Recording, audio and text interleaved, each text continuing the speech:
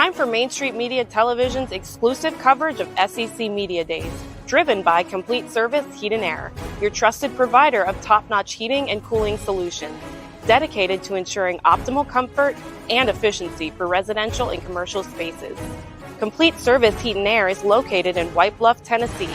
We do service and repair on heating and air in the right way. 24/7 service.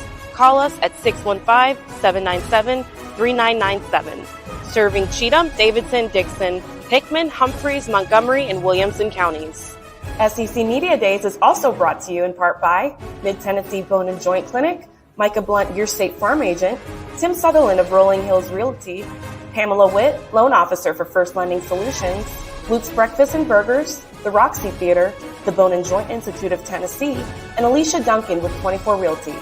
Now, let's go to downtown Nashville and join Maurice Patton, Chris Yao, and Wade Neely as they broadcast from the Grand Hyatt.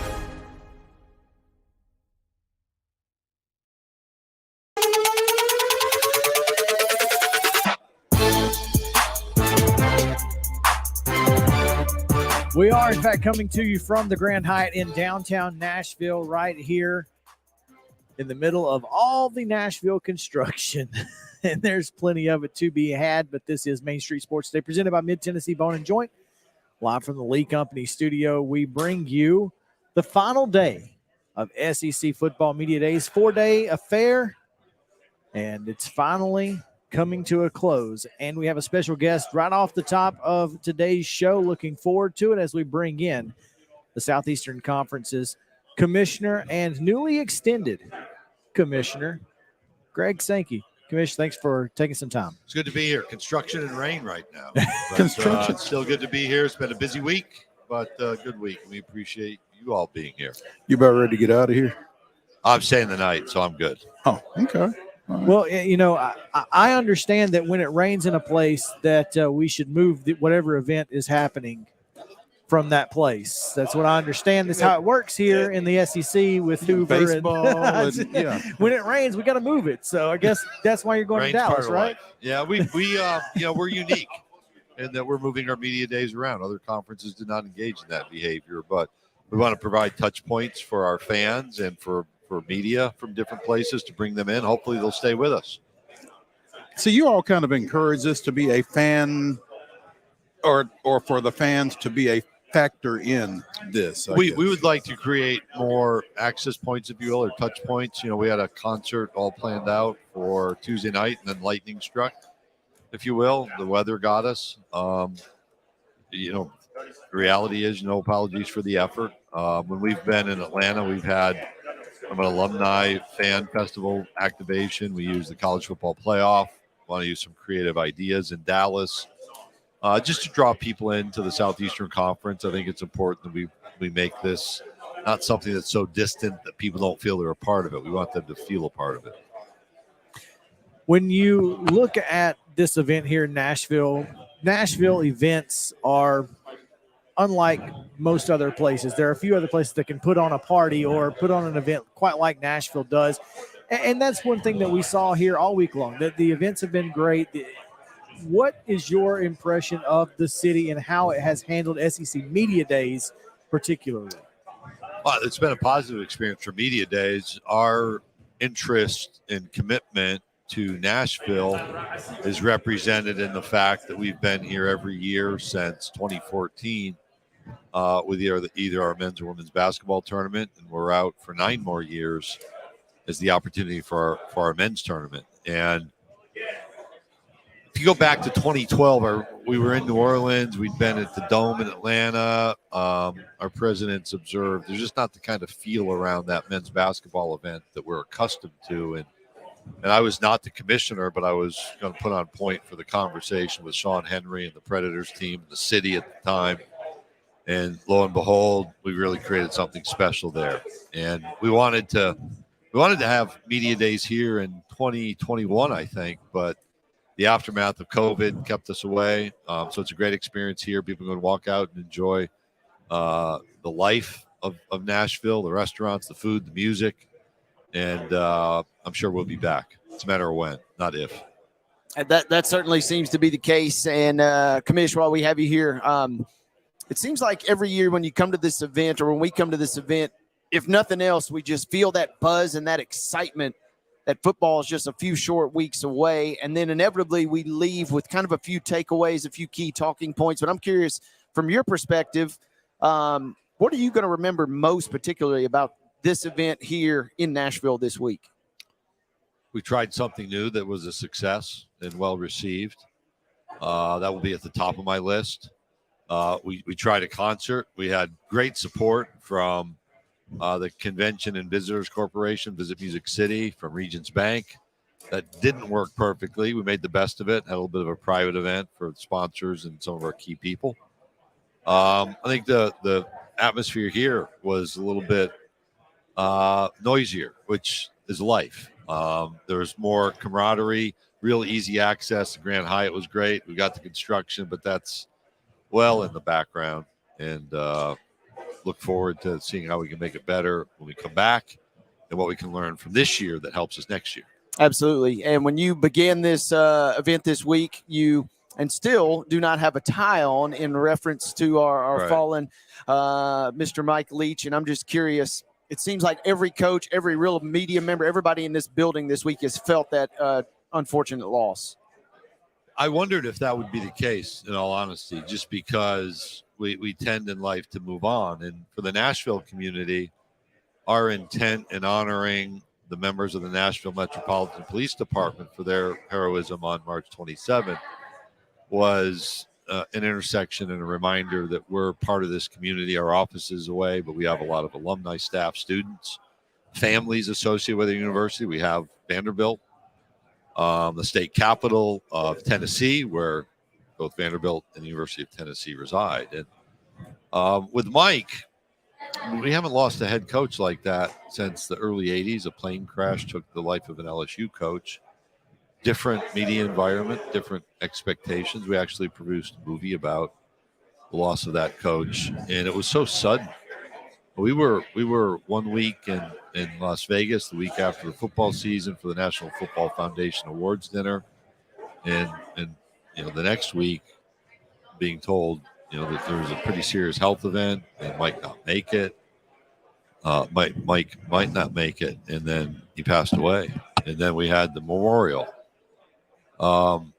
And I think Mike's influence. You take Josh Heupel at the end of the day. When I read the book that Mike had written, Swing Your Sword, I knew that they were connected through Oklahoma. I didn't know how deeply that ran, at least from Mike's perspective.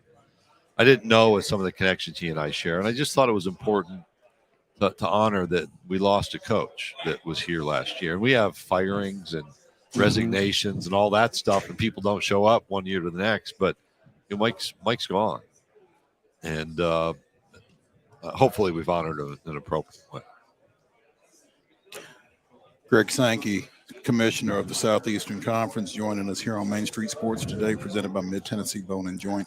As we continue our coverage this week live from SEC Football Media Days at the Grand Hyatt in Nashville, Commissioner, one of our, as Chris alluded to off the top, one of our points that we kind of took pride in last year was we kind of got you away from football after talking about football all week. What are you binging right now? Well, until this week, I was in my summer reading effort, which that will be my binge. I finished a book on Jim Thorpe, his biography, really quite interesting. I read a book on the 1896 presidential election involving William McKinley. That was recommended to me from a meeting, and you realize you think we got problems now. You need to look back late 1890s. You'll feel a lot better about our political circumstances. So social media would have really blown up in 1896. Oh my goodness! Like, they removed him from the House. He won a redistricted congressional district in Ohio, but a very slim margin, was verified, and then the Democrat majority removed him as a Republican from the House as a member and replaced him. We got to finish second. I'm like, wow, it's good to know that. So I enjoy reading. It's really good therapy for me to step away, helps me think and learn. I've turned off the TV. I've watched maybe 30 minutes of TV in the last 3 weeks, which is a bit refreshing. And I don't know.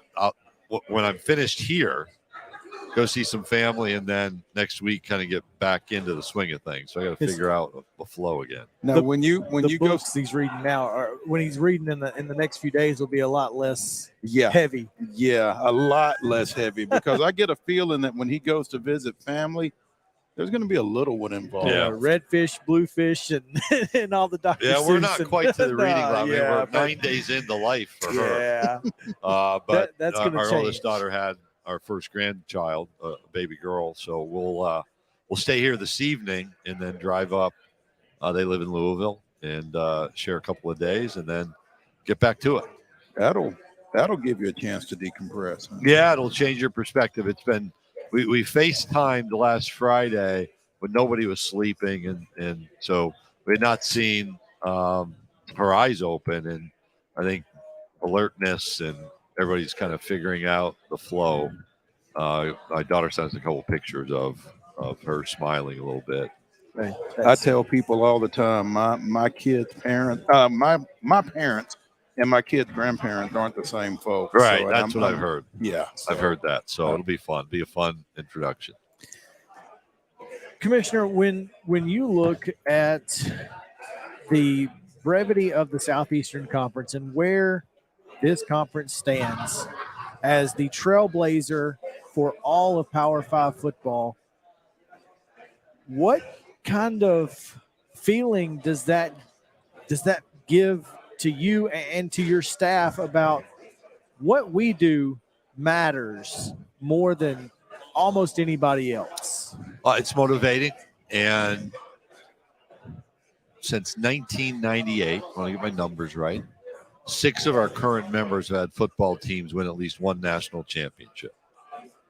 I believe the next highest comparative conference has 2 members that have won national championships. When we expand next July, we will add 2 more members that during that 25-year period have won national championships. So 8 of our 16 members will have had at least one national championship in football. And we've led the nation in attendance for 24 straight years. It is somebody once said you want to be part of something bigger than yourself, which we have done. But it does motivate you to figure out how can we provide the best possible support for those endeavors, those competitive endeavors, those games, those competitions, for how we recruit. And it's not just football; it's over and over and over.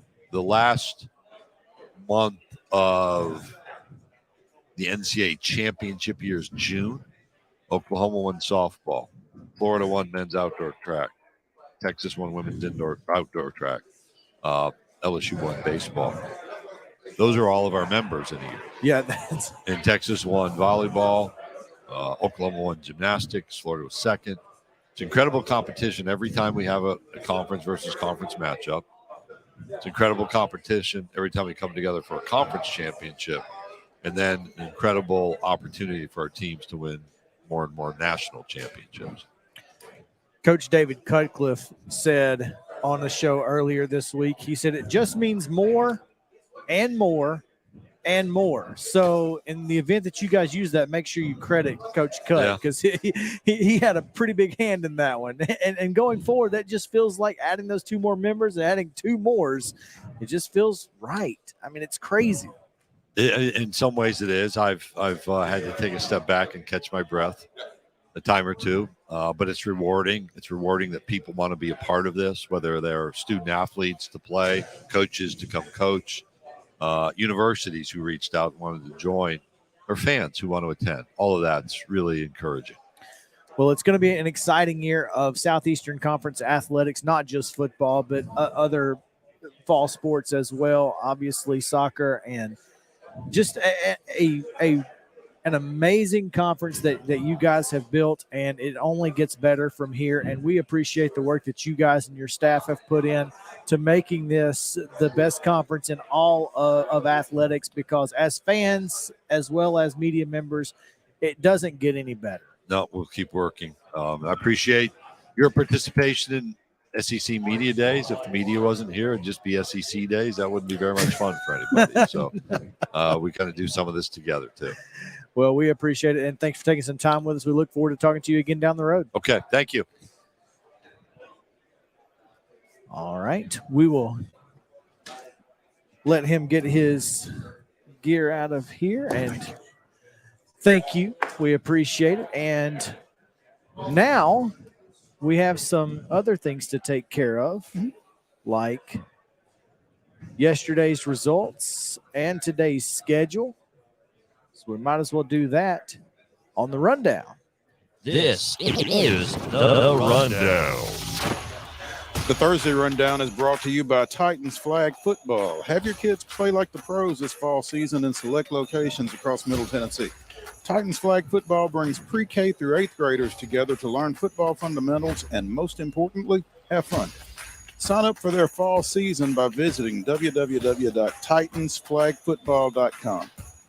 Little League State Tournament action last night. Nolensville blanked Morristown 12-0 in winners bracket play. It was Columbia American 10, Lexington 4 advancing in the losers bracket action there. Major League Baseball yesterday, the Diamondbacks down the Braves 5-3, but the Braves bounced back this afternoon with a 7-5 win to salvage one game in that 3-game set. Last night, again, Cardinals 6, Marlins 4, Astros 4-1 winners over the Rockies. It was the Brewers 5, Phillies 3, Padres blanked the Blue Jays 2-0, and the Reds edged the Giants 3-2, while the Cubs down the Nationals 8-3 in minor league action. On national television, the Nashville Sounds end their skid with a 5-3 win over the Jumbo Shrimp of Jacksonville. Good win for the Sounds last night. On the hardwood, WNBA scores. It was the Fever 82-76 over the Mystics. It was 98 for the Wings over the Liberty. High-scoring affairs. The Wings knock off the Liberty. Also, you have a score from earlier today. The Sun 82 and the Dream 71. And here's the segment everybody's been waiting for. They kicked off down under in the Women's World Cup. And New Zealand, with a shocker, knocks off one of the tournament favorites, Norway, 1-0. And it was also Australia 1-0 over the Republic of Ireland. Little League State Tournament action coming up tonight. The 12U State Tournament down in Columbia. It will be host Columbia American versus Morristown at 6 o'clock. That winner will play for the state tournament championship against two-time defending state champion Nolensville. That's an 8 o'clock start. And if necessary, if Columbia American wins that game, the two will play again. If that winner of the 6 o'clock game beats Nolensville, they will play again at 7 o'clock tomorrow. I do have one. That's right. Yeah. Again, that if necessary game will be at 7 o'clock tomorrow. Major League Baseball Weekend tomorrow. series. These are all weekend series. The Braves go to Milwaukee. St. Louis goes to Wrigley Field taking on the Cubs. The Diamondbacks are at Cincinnati. Astros go out to the West Coast and play at Oakland. And in minor league baseball action, Jacksonville and the Sounds will continue their series at First Horizon Park. WNBA action this weekend tonight on Prime at 7 o'clock. You can catch the LA Sparks and the Minnesota Lynx, and followed by a 9 p.m. doubleheader, Las Vegas Aces at the Seattle Storm. And also at 9 on NBA TV, Chicago Sky will be at the Phoenix Mercury. Tomorrow, New York is at Washington at 6 p.m. on ION. And on Saturday, you can catch Connecticut at Atlanta at noon on ESPN. Right after that on ESPN, it'll be Las Vegas at Minnesota at 2. At 7 p.m., it's the LA Sparks and the Dallas Wings. You can see that one on Twitter. And the Chicago Sky and Seattle Storm at 9 o'clock on Saturday, NBA TV. On Sunday, it's Phoenix at Washington at noon on CBS. And at 2 p.m. on NBA TV, it's the Indiana Fever and the New York Liberty. And that, folks, is your rundown.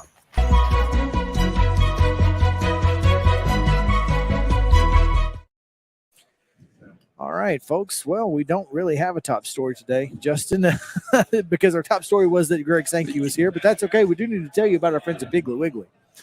And, of course, Piggly Wiggly at Neely's Mill in Columbia. And nothing goes better with SEC Media Days than food. But if you are in Columbia and you need some food, go see the fresh hand-cut meat department of Piggly Wiggly and Neely's Mill, or just get you some meat and 3 vegetables. You can always do that as well in their deli as well as fresh produce if you're looking for grocery shopping. Cost Plus 10, fantastic folks. And we are going to take a break.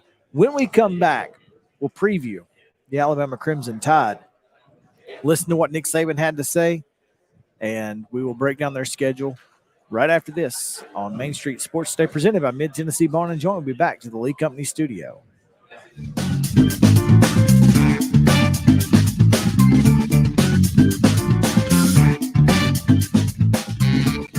Mid-Tennessee Bone & Joint treats your orthopedic injuries and existing conditions. Our trained physicians will get you back in the game faster. Contact us at 931-381-2663 or www.mtbj.net.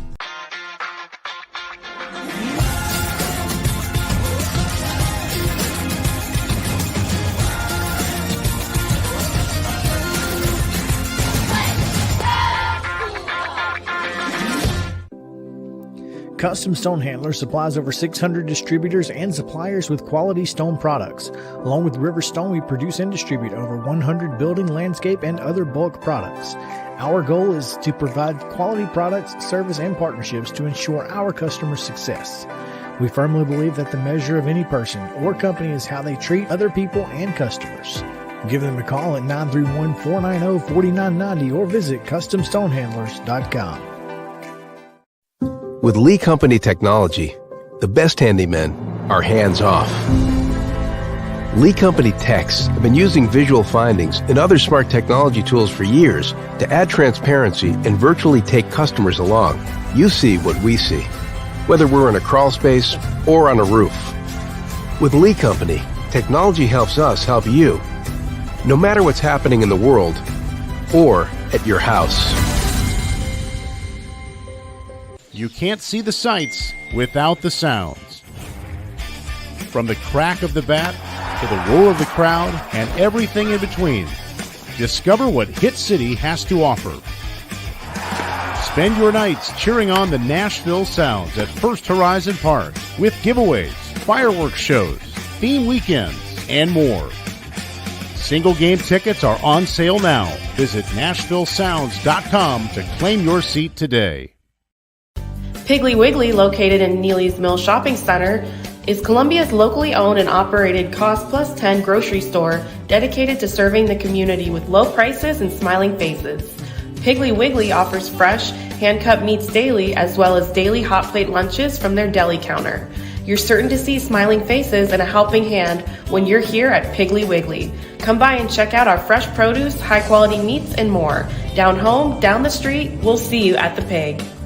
Complete Service Heat and Air is a trusted provider of top-notch heating and cooling solutions dedicated to ensuring optimal comfort and efficiency for residential and commercial spaces. Complete Service Heat and Air is located in White Bluff, Tennessee. We do service and repair on heating and air the right way 24/7. Service, call us at 615-797-3997. Serving Cheatham, Davidson, Dixon, Hickman, Humphreys, Montgomery, and Williamson counties. Mid-Tennessee Bone & Joint has been the official sports medicine provider for Murray County Schools for more than 40 years. We specialize in orthopedic service, and our Ortho Quick Walk-In Clinic lets you bypass the ER. Visit us online at www.mtbj.net. It's time for Main Street Media Television's exclusive coverage of SEC Media Days, driven by Complete Service Heat and Air, your trusted provider of top-notch heating and cooling solutions, dedicated to ensuring optimal comfort and efficiency for residential and commercial spaces. Complete Service Heat and Air is located in White Bluff, Tennessee. We do service and repair on heating and air in the right way. 24/7 service, call us at 615-797-3997. Serving Cheatham, Davidson, Dixon, Hickman, Humphreys, Montgomery, and Williamson counties. Now, let's go to downtown Nashville and join Maurice Patton, Chris Yao, and Wade Neely as they broadcast from the Grand Hyatt.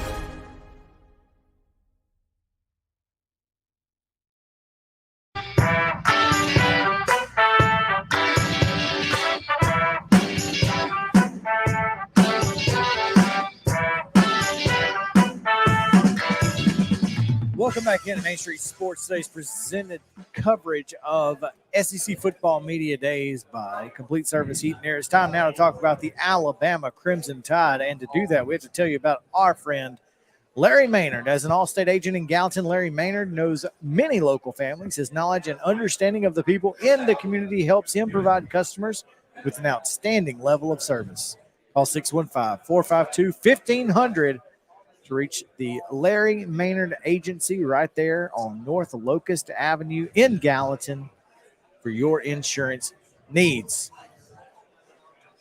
Well, folks, it's Alabama, and yesterday was a bit of a circus trying to get the Crimson Tide in and out of here without too much rigmarole. I was surprised the building was still standing after the Tide came rolling through here yesterday with all the chaos, like you said, that came through here. No question, no question. Well, Nick Saban spoke in the electronic media room to television and radio reporters yesterday and spoke a little bit about the quarterback situation that his team has. Spoke condescendingly, as he is prone to do, about question marks that his teams may or may not have had over the past few years and what he may have this year. So let's send it to Justin and hear what Nick Saban had to say yesterday.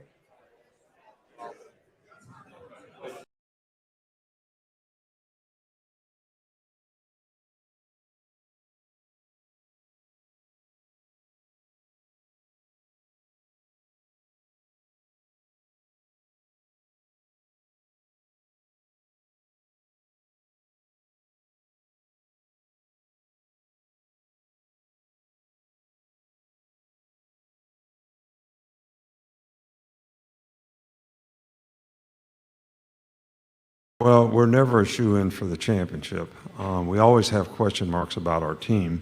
Sometimes you all don't recognize them as clearly as what they might be, just like last year's team. Yeah, we had a great quarterback coming back. We had a great player in Will Anderson on defense. We had a lot of question marks on our team, but that gets overlooked because you have these two star players at critical positions. And, you know, this year, maybe we don't have those kind of impactful players at those critical positions. So it's very challenging to develop the team so that they can compete at a high level.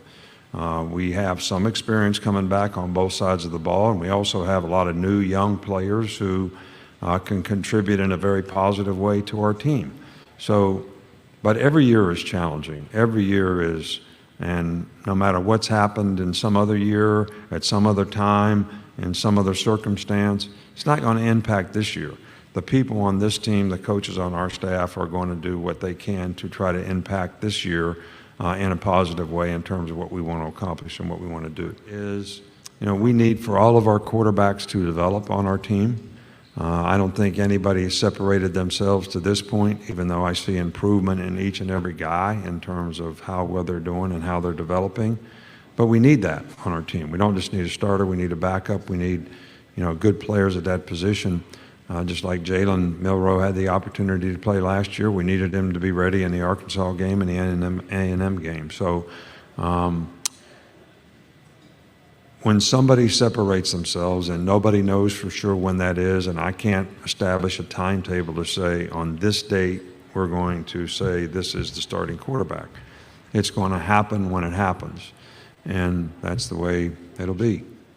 Well, I think that that's the way it's going to be. When you have a lot of good players and you do a good job of developing those players as they have at Georgia, we have done that some in the past, you lose 4 or 5 guys that are underclassmen, in some cases more, some cases maybe less. Instead of having 17 starters back, you got 12. So it impacts your team and makes your team younger. So the challenge is how can we develop the young players on our team quickly enough that they're ready to go out and create value for themselves and play winning football? That's the challenge. So, and that's what we've had to do in many years. Some years we've done it better than others. And that's going to be the challenge for us this year. First of all, I still feel like I'm 39, And Tommy's great. He's mature. He does a great job presenting to the players. He has good relationships with the players. He's very bright. He understands the game. He's a very good quarterback coach in terms of helping guys improve at that position, which I think is critical. We don't have any issues. He's very respectful of what we want to do and how we want to do it. And the guy's hungry, wants to learn. I think he's one of the brightest young coaches that I've been around for a long time. Coach Steele's a very experienced coach. He's been a very successful offensive coordinator in our league for a number of years. He's been with us in the past on several occasions, so he kind of understands, our system of how we do things and what we do. But so it was a combination of his knowledge and experience as well as his familiarity with, how we do things that made it I think a good choice for us. They're all good players. They're all good guys. They've all been good leaders. They've represented the program well. They're very experienced players. They've had a lot of success at their position. And I think they all have played a significant amount of football, probably as much as anybody on our team has played.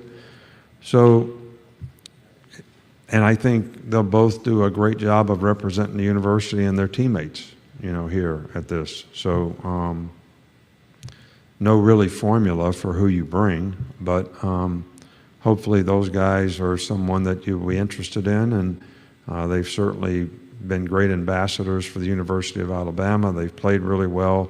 They're all three on track to graduate, so they've done everything we've asked them to do in a positive way.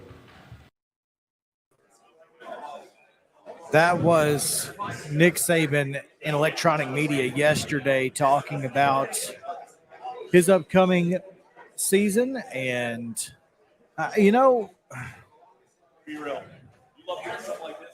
think one thing that we all get, we've all been a little spoiled over the years just expecting Alabama to be Alabama. And last year, when Tennessee beat Alabama and then LSU beat Alabama, it really felt like maybe there was something there. There was a little drop off. But what does that mean in the next year? Well, it typically means that Nick Saban's going to use that for motivation. And like Lane Kiffin said earlier today, Paul Feinbaum, no shortage of ammunition in the motivating factor for Nick Saban, saying that the dynasty is over and that all of those things are no longer going to happen in Tuscaloosa. And if he doesn't make the college football playoff, then the legacy is tarnished and this, that, and the other. It's not a great time to be an Alabama opponent, I wouldn't think. And Middle Tennessee State has to be on edge because they are the September 2nd opponent in Tuscaloosa. Yeah, and any chance that Middle Tennessee State may have had of sneaking up on Alabama probably went by the boards last year when they went to Miami and beat the Hurricanes. I mean, No doubt. Saban's going to just hammer that point home with his guys, along with all the other points that he's hammering home over the preseason. Yeah, that may not be pretty for my Blue Raiders that weekend. Be tough. I was at the 2005 edition when the Blue Raiders went down and actually gave Alabama a pretty good little game. Took that game into the fourth quarter. 26-7.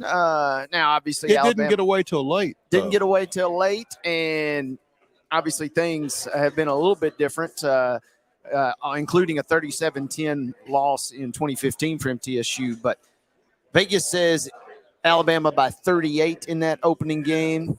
And the big, interesting question, if nothing else, I think a lot of people are going to tune into that first Alabama game to see how they look without the services of Bryce Young at quarterback.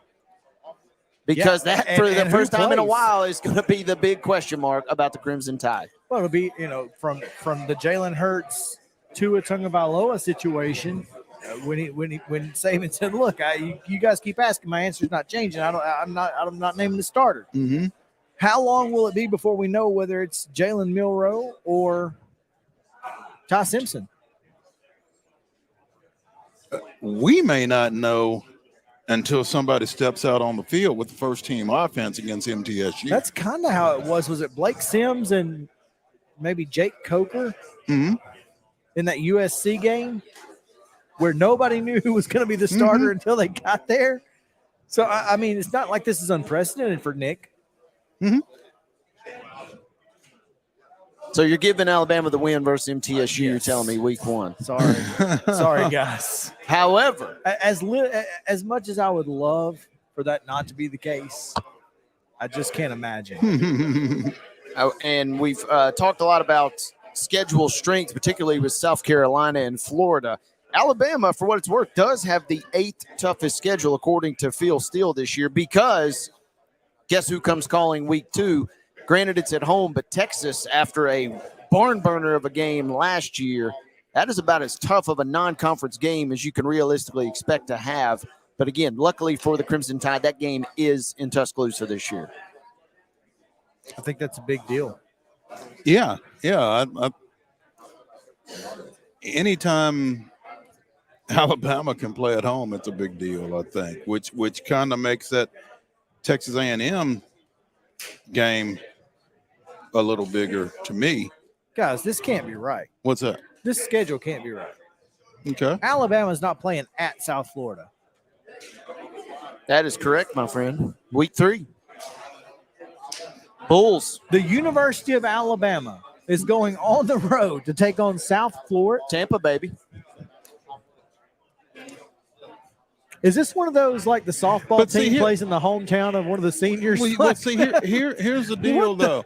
I don't think South Florida plays its home. South Florida doesn't play its home games at Raymond James, do they? No. I guarantee you this game is at Raymond James Stadium. They do play their games at Raymond James Stadium. They do? So, do they? There we go. Good guarantee.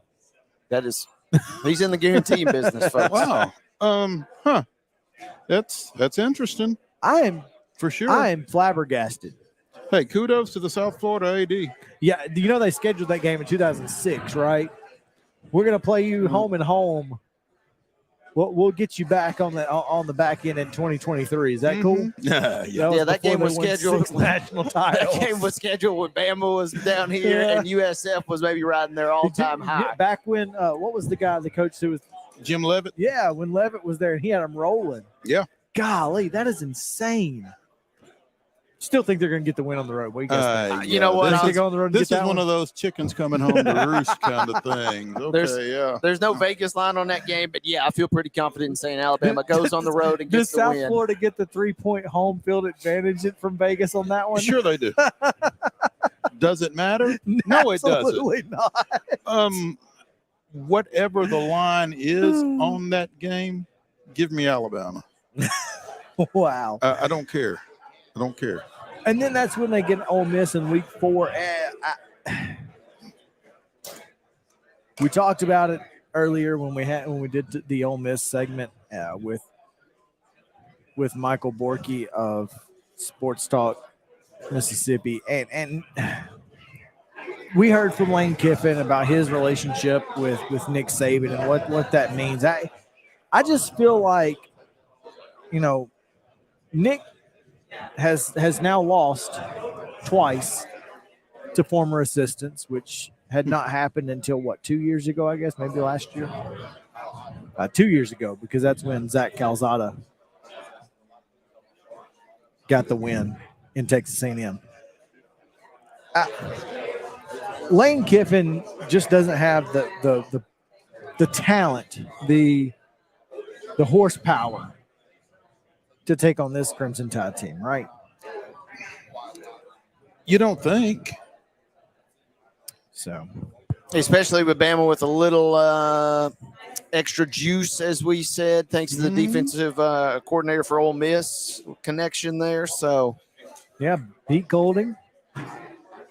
You don't think the Alabama knows how to attack now? Again, Tommy Rees, brand new coordinator, coming from Notre Dame, 30-something years old. It's not just 30. I don't know. He's young. Mm-hmm.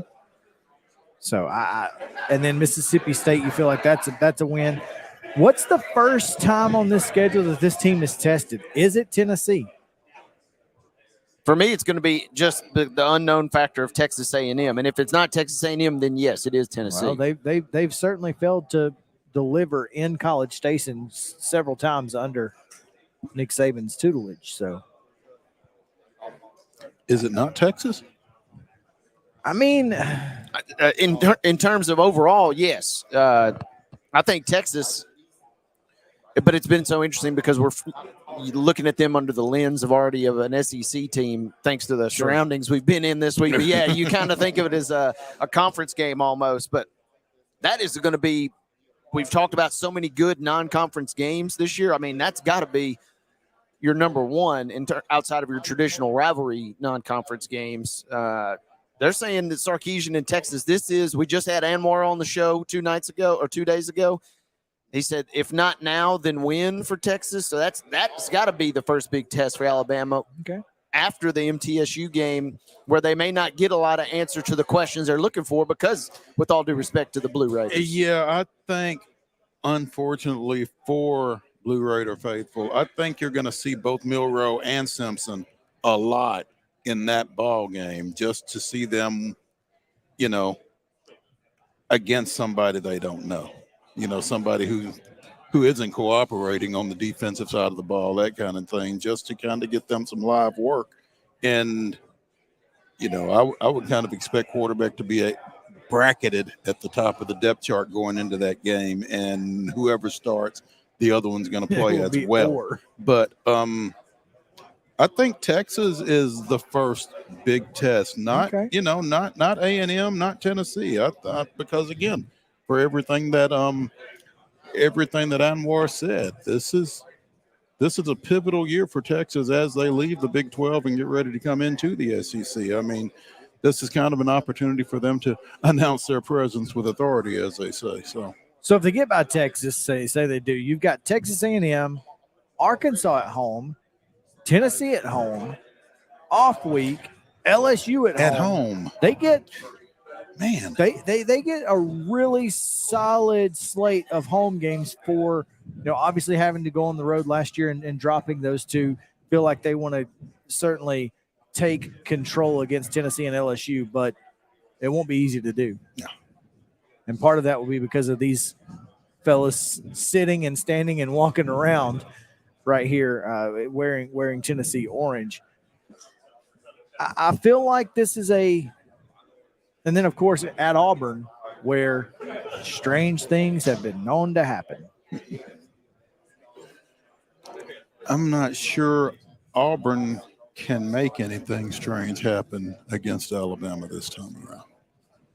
Listen, man, I don't discount. I mean, 2 years ago, if not for Bryce Young's fourth quarter heroics, Auburn beats this team in Brian Harson's first year. Which is crazy to think about. I'm just telling you, strange things happen down on the plains. All right. Duly noted. Now, I don't know where Auburn is at that point in the season and what they're – but you can rest assured it really doesn't matter. They're going to be playing for blood against the Crimson Tide. Here are the numbers on Alabama. Let's go. And they're one of the first teams outside of Georgia that we're really kind of diving into this. Alabama, in terms of winning the national championship, 6-1. Okay. Alabama, in terms of winning the SEC, 3-1.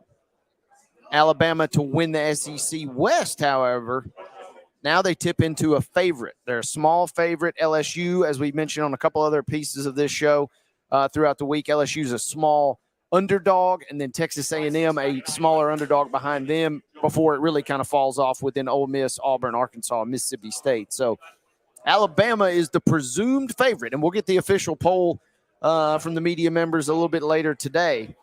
They're going to be the presumed favorite, but you're right, guys. There are question marks, and to me, it just doesn't feel like Alabama's just going to cakewalk through this thing and come out as unscathed as maybe some folks in Crimson would have potentially expected or assumed otherwise.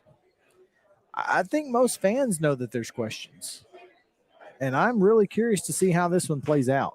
I mean, super curious, because Tennessee and LSU are in Tuscaloosa, and that I think is the biggest, and Texas. All three of those games in Tuscaloosa, I think that's the biggest thing that you have to look at when you look at the finality of this season for Alabama. I feel like that's going to play a massive part. Absolutely. Let's tell you about Larry Maynard one more time. As an Allstate agent in Gallatin, Larry Maynard knows many local families. His knowledge and understanding of the people in his community helps him provide customers with an outstanding level of service. Call 615-452-1500 today. We'll take a break. When we come back, the Braves won, so I guess they're not going to be sellers at the deadline.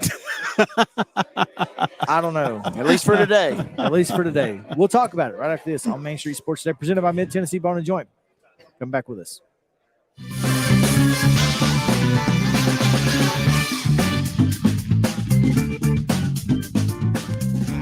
Since 1975, Mid-Tennessee Bone and Joint Clinic has treated the orthopedic needs of Middle Tennessee residents.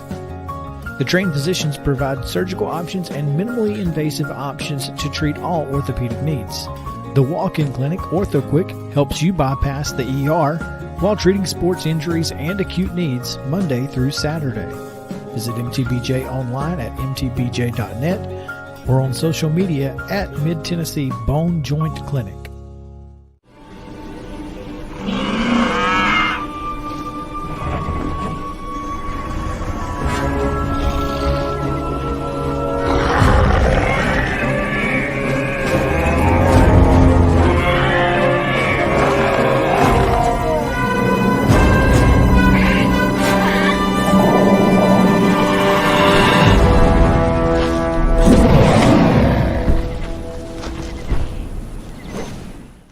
Tired of hanging lights every year? We get it. That's why Southern Nights is here to help. We install programmable lighting on your home or business so you can enjoy beautiful, customizable lighting all year round. No more ladders, tangled lights, or cold nights outside. We do the work, you do the celebrating. Call Southern Nights today and take the hassle out of holiday lighting forever. For a free quote, give us a call at 931-241-3074 or visit our Facebook page at Southern Nights.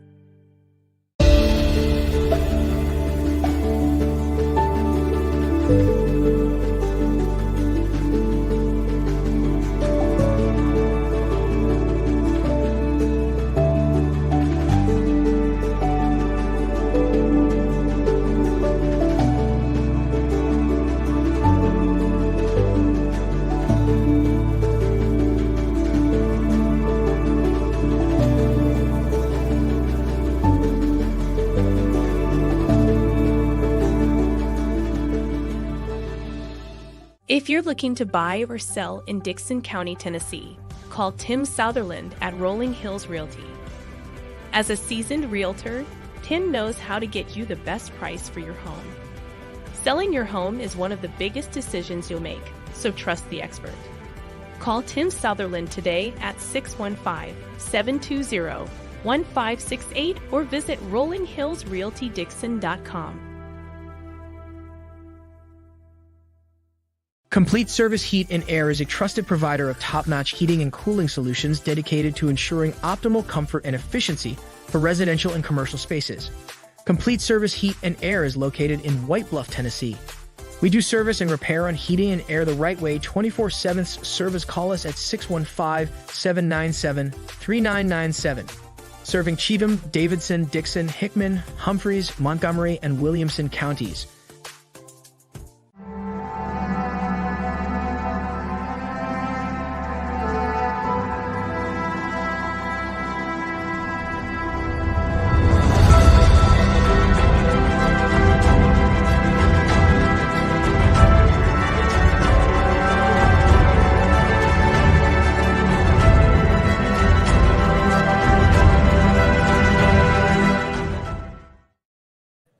July 20th, 1993. Acquired 2 days earlier from San Diego, Fred McGriff introduced himself to Braves faithful with a 2-run game-tying homer in the 6th inning of an eventual 8-5 comeback victory over visiting St. Louis. It's referred to as the days the Braves caught fire because of a pregame blaze in the Atlanta Fulton County Stadium press box, and because the victory sparked a 51-17 run to the end of the season as the Braves overcame a 9-game deficit to win the NL West. That was this day in Braves history. The Braves did indeed catch fire at that moment. Of course, 30 years ago today, by the way. This is the In the 30-year 70s? anniversary of that. Yeah, exactly. No. Yeah. Yeah, in the 70s. Yeah. You know, and it's odd because, of course, the Braves did not go to the World Series that year after catching fire late. That was the year the Phillies. The Phillies. Yeah.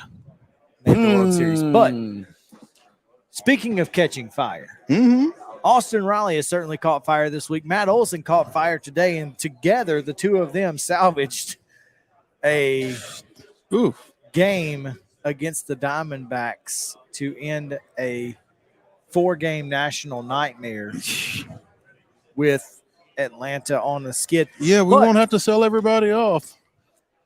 You know, I was beginning to look really hard at the Gwinnett roster to see what was going to happen after all those trades. Yeah, who is there going to be anybody left? Yeah. I mean, my goodness. But, you know, today was a weird day because Spencer Strider was so good until he wasn't. I mean, struck out, what, 12? 13. Struck out 13 total, but 12 of the first 15 batters he faced. Zach Gallen was almost just, For a while, he was yeah. perfect until Orlando Arcia said, see you later. And, you know, the Braves, with their home runs and whatnot, it was enough today, and you'll take that. Kirby Yates with the win, by the way. Get out of there with a win. Go to Milwaukee and let's figure this thing out. I'm not sure that going to Milwaukee is the best place to go to try to figure things out either.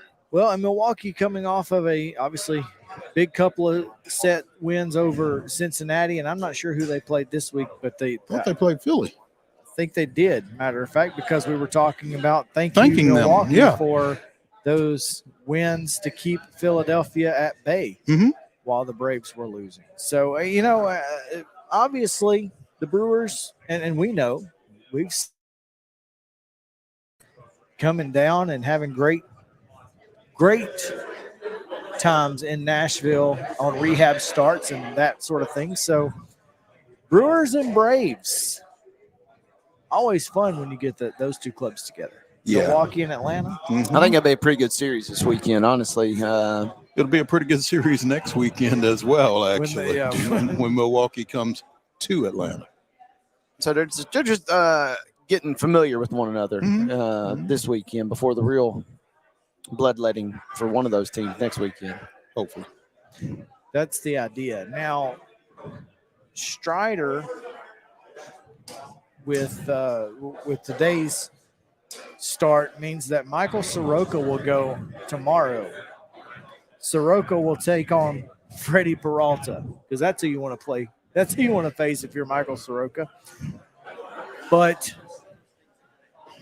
6-7 with a 4.41 is Peralta. And then get this, the Braves in Milwaukee are on Big Fox on Saturday. Third week in a row. But they don't know who they're going to throw. Undecided right now against Adrian Hauser. I bet it's Smith Schauffer. It's certainly not going to be Jared Schuster after what we saw last night. No, it's not going to be Jared Schuster. Obviously, it's not going to be Kobe Allard. Almost running out of options. Is Max Fried making a rehab tonight? It's a good question. I'm I believe he is. not sure if Max is going to be throwing. I believe he's throwing for Gwinnett against Norfolk tonight. Well, against the Baltimore Orioles AAA club, who have been red hot all season All long. year. All year. Yeah. So reevaluated on Wednesday of this past yesterday, I guess. Yeah. So I'm expecting to see him coming back here soon, if not immediately after this next start, in time to start next week. Wade, your Astros are in Oakland, and let me tell you, don't take that for granted. No, and that's it. even though they have kind of cooled off from their tear a couple weeks ago, that's certainly a series that Houston needs to go in and just get in there and take care of business and hopefully come out with a couple of wins for sure. And obviously you'd prefer 3, but you're right. That could be a dangerous place, as you guys well know. Do we ever? We do. But you got the Dodgers. You don't just roll out to Oakland and think you're just going to take care of business. Apparently not.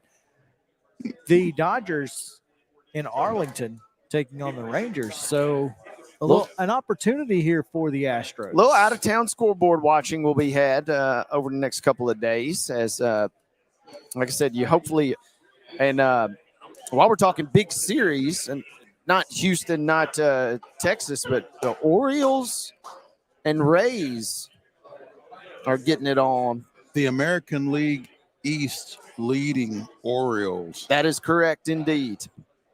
And Tampa Bay started off so hot, and then the NL East broke them.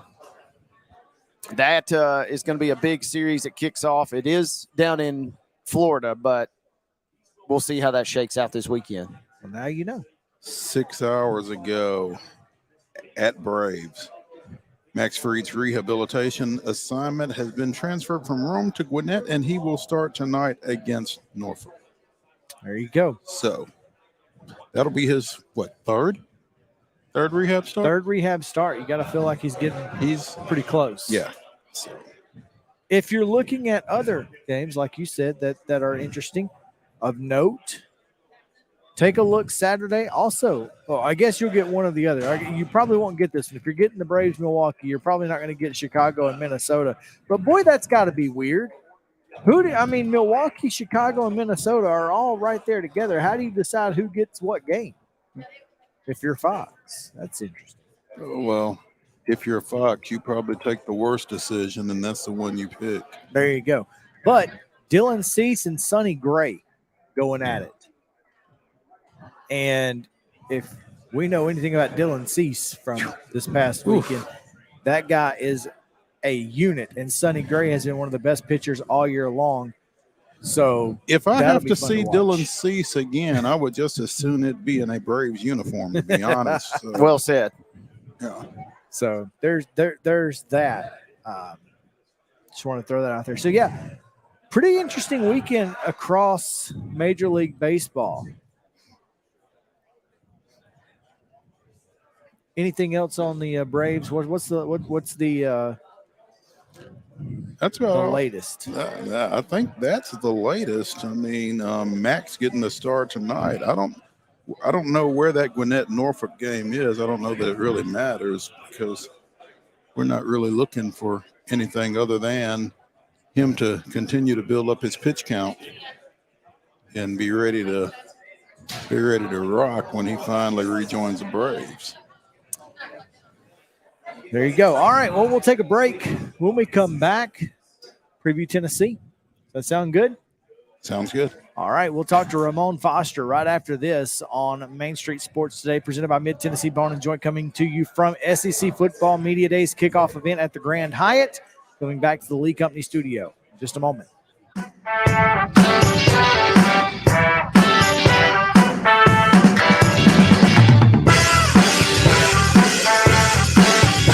Since 1975, Mid-Tennessee Bone and Joint Clinic has treated the orthopedic needs of Middle Tennessee residents.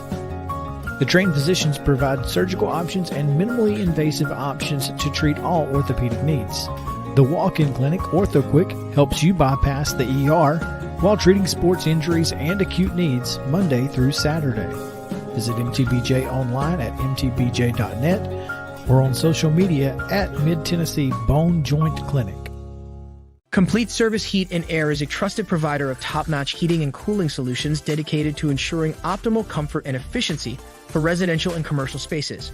Complete Service Heat and Air is located in White Bluff, Tennessee. We do service and repair on heating and air the right way 24/7 service. Call us at 615-797-3997. Serving Cheatham, Davidson, Dixon, Hickman, Humphreys, Montgomery, and Williamson counties. With Lee Company technology, the best handymen are hands-off. Lee Company techs have been using visual findings and other smart technology tools for years to add transparency and virtually take customers along. You see what we see, whether we're in a crawl space or on a roof. With Lee Company, technology helps us help you, no matter what's happening in the world or at your house. Jones & Lang Sporting Goods here in Columbia has been outfitting teams, officials, and anybody else from T-ball to college for 50-plus years. Be sure and check them out at 931-388-8060 or online at jonesandlang.com. Jones & Lang Sporting Goods, the look of a winner. Zion Christian Academy, zioneagles.org or 931-388-5731. You can schedule your appointment. Go tour their campus. It is beautiful over there, and you're definitely going to want to see it. Again, it's zioneagles.org. Give them a call, 931-388-5731, and schedule your tour today. Did you know that up to 80% of us will experience back or neck pain during our lifetime? Many of you are offered surgery or addictive pain pills to relieve your chronic pain. At the Dr. Gill's Center for Back, Neck, Chronic Pain Relief, we have been leading the way to better health, naturally, and have helped tens of thousands of people right here in Middle Tennessee for the past 30 years. I came to Dr. Gill about 10 years ago after my local doctors recommended surgery. I knew about Dr. Gill and wanted to see if he could help me. 10 years later, I am pain-free, no surgery, and no pain pills. Surgery is scary, and over 40% of all back surgeries fail, creating a cycle of surgery and pills. There is a safer solution to your chronic pain. Make the call to the Dr. Gill Center for Back, Neck, Chronic Pain Relief today and get your life back. This office visit is normally $299, but call today and receive your initial consultation, report of finding for just $49. But hurry, this offer won't last long. Call 615-768-8743. That's 615-768-8743. You can't see the sights without the sounds. From the crack of the bat to the roar of the crowd and everything in between, discover what Hit City has to offer. Spend your nights cheering on the Nashville Sounds at First Horizon Park with giveaways, fireworks shows, theme weekends, and more. Single game tickets are on sale now. Visit NashvilleSounds.com to claim your seat today. Mid-Tennessee Bone & Joint has been the official sports medicine provider for Murray County Schools for more than 40 years. We specialize in orthopedic service, and our Ortho Quick Walk-In Clinic lets you bypass the ER. Visit us online at www.mtbj.net. It's time for Main Street Media Television's exclusive coverage of SEC Media Days, driven by Complete Service Heat and Air, your trusted provider of top-notch heating and cooling solutions, dedicated to ensuring optimal comfort and efficiency for residential and commercial spaces. Complete Service Heat and Air is located in White Bluff, Tennessee. We do service and repair on heating and air in the right way. 24/7 service. Call us at 615-797-3997. Serving Cheatham, Davidson, Dixon, Hickman, Humphreys, Montgomery, and Williamson counties. Now, let's go to downtown Nashville and join Maurice Patton, Chris Yao, and Wade Neely as they broadcast from the Grand Hyatt.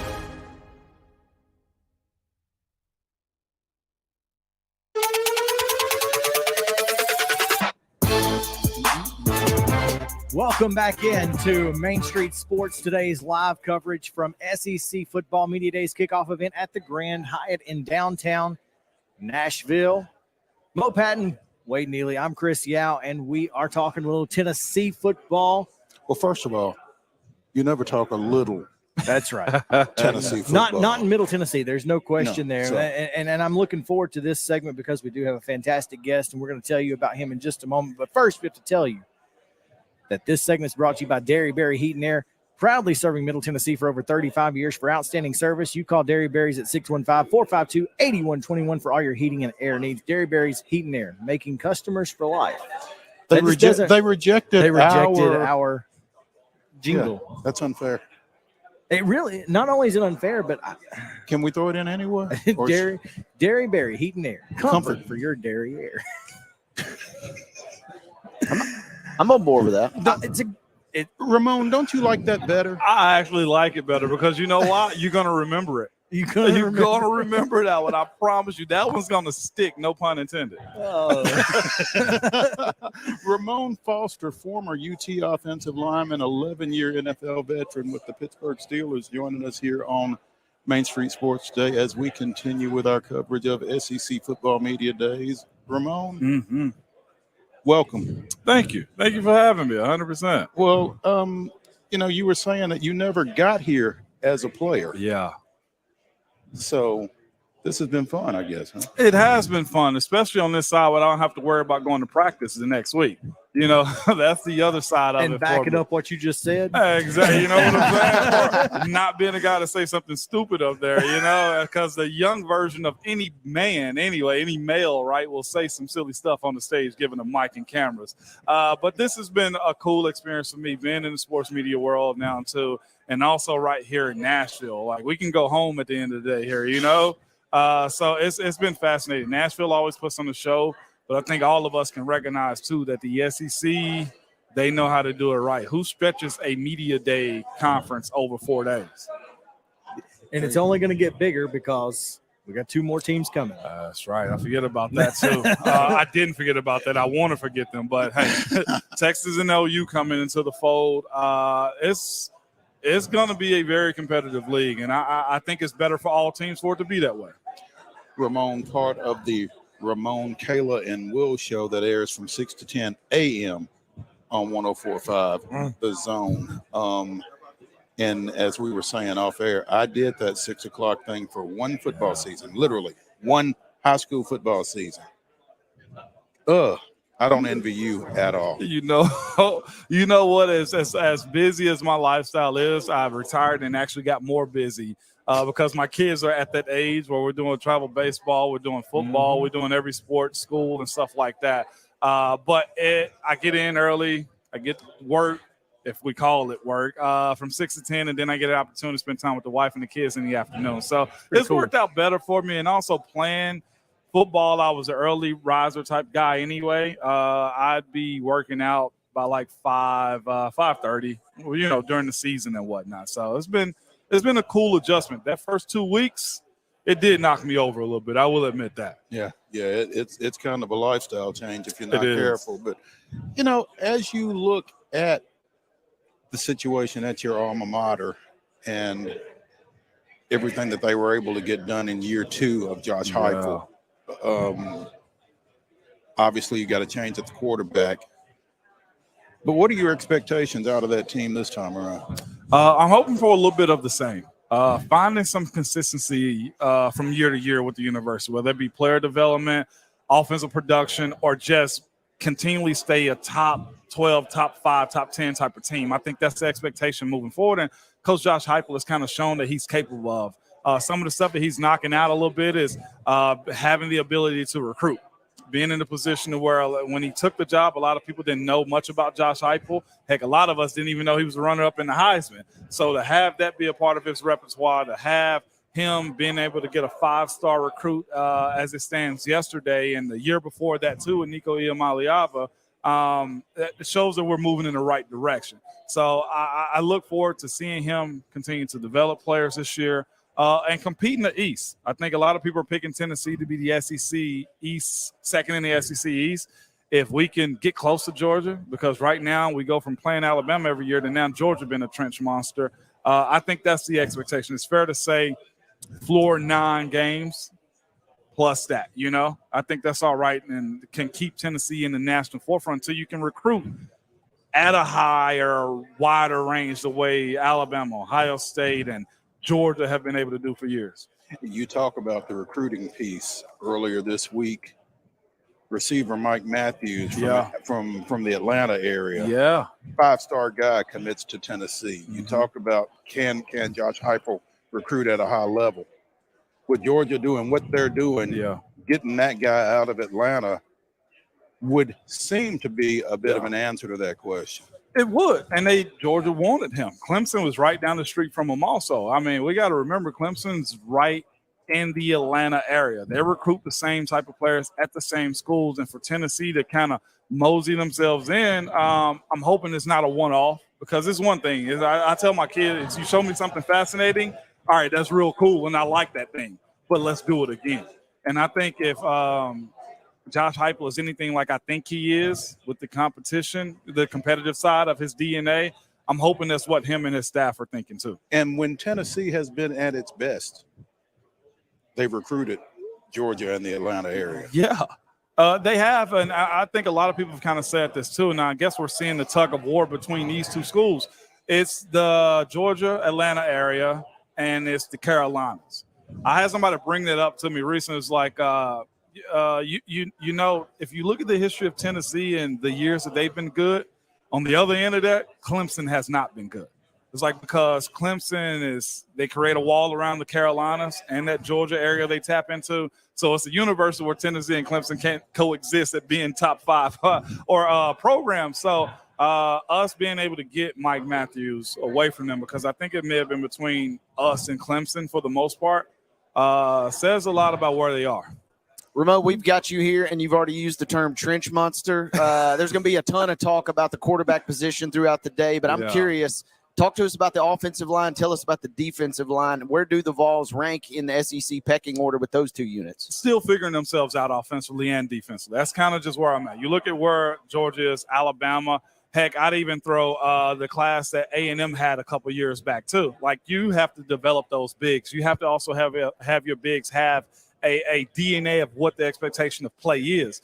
And we're still figuring that out as a school. But I'll say this, they've gotten 4-star guys up front. They've got high caliber guys, and Coach Glenn Ellaby offensively got a top 10 pick last year under his coaching regime. So, and Darnell Wright. But where are we right now? Got to replace a couple guys. Jerome Carvin, Darnell Wright's in that competition. I mean, in that conversation also as guys going to the NFL.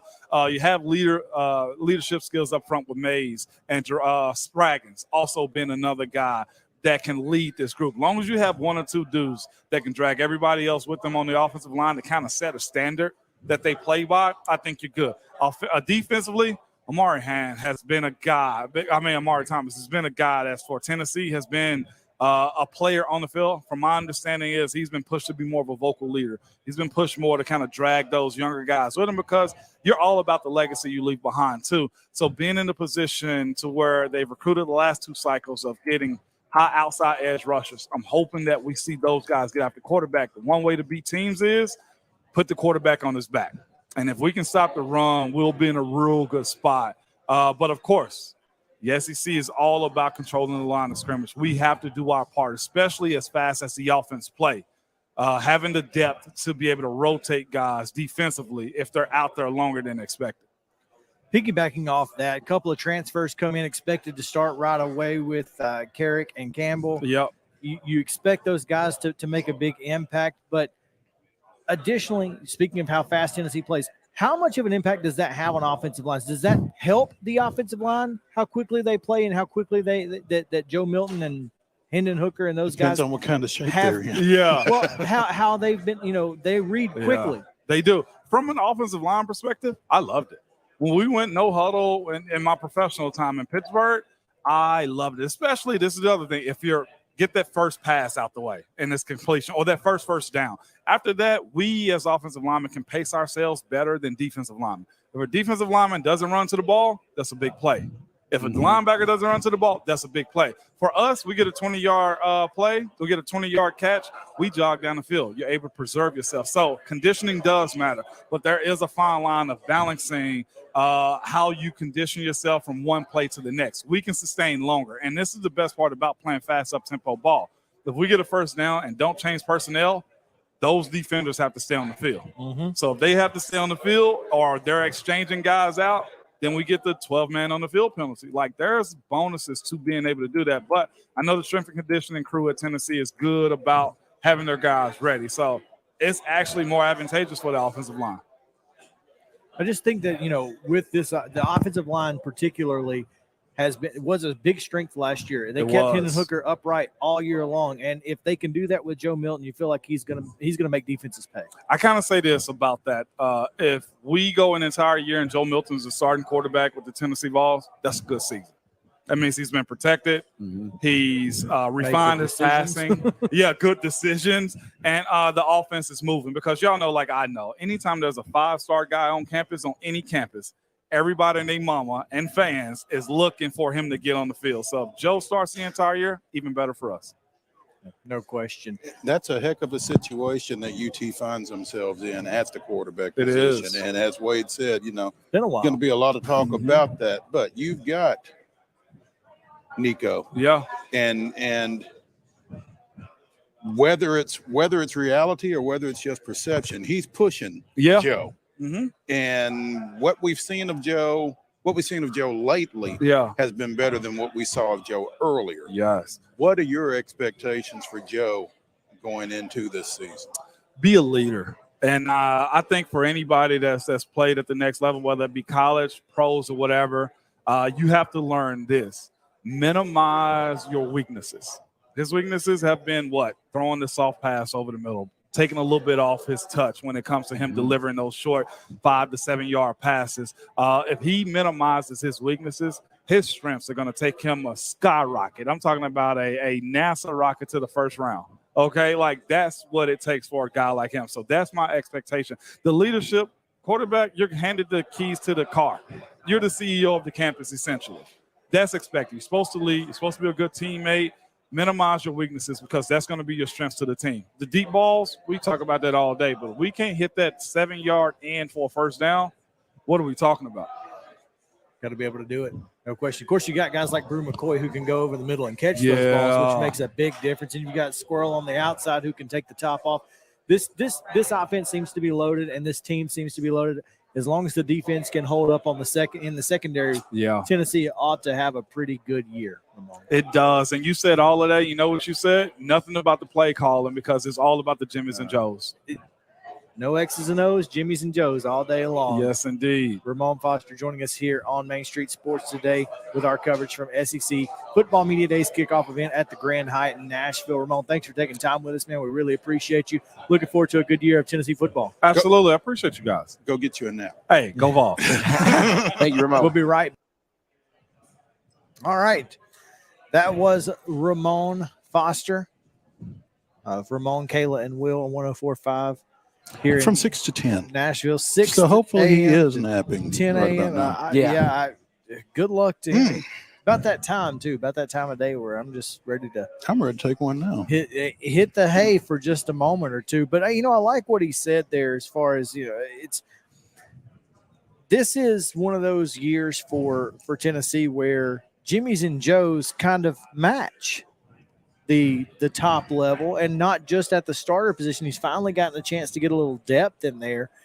And with that being the case, I think you got to watch out. Yeah, they might be ready to kind of upset the apple cart to some degree. And again, last week the NCAA sanctions were handed down from the Pruitt era and that kind of thing. And now this bunch can really go out and recruit without having to answer the questions of what's going to happen to you with the NCAA, that kind of thing. And when you look at this roster and what they've done to upgrade it from the Pruitt era to this point, it really makes you, if you're a UT fan, really optimistic about what lies ahead with Josh Pruitt and this coaching staff. I'm sorry, Josh Heupel and this coaching staff. And this schedule actually lines up fairly well. Outside of the trip to Tuscaloosa, this is about as navigable a schedule as you could hope for Tennessee in a year coming off. Easy for you to say. Yeah, right. the excellent verbal and written communication skills. I feel like, seriously, this is a schedule that really sets up well for Heupel and this group.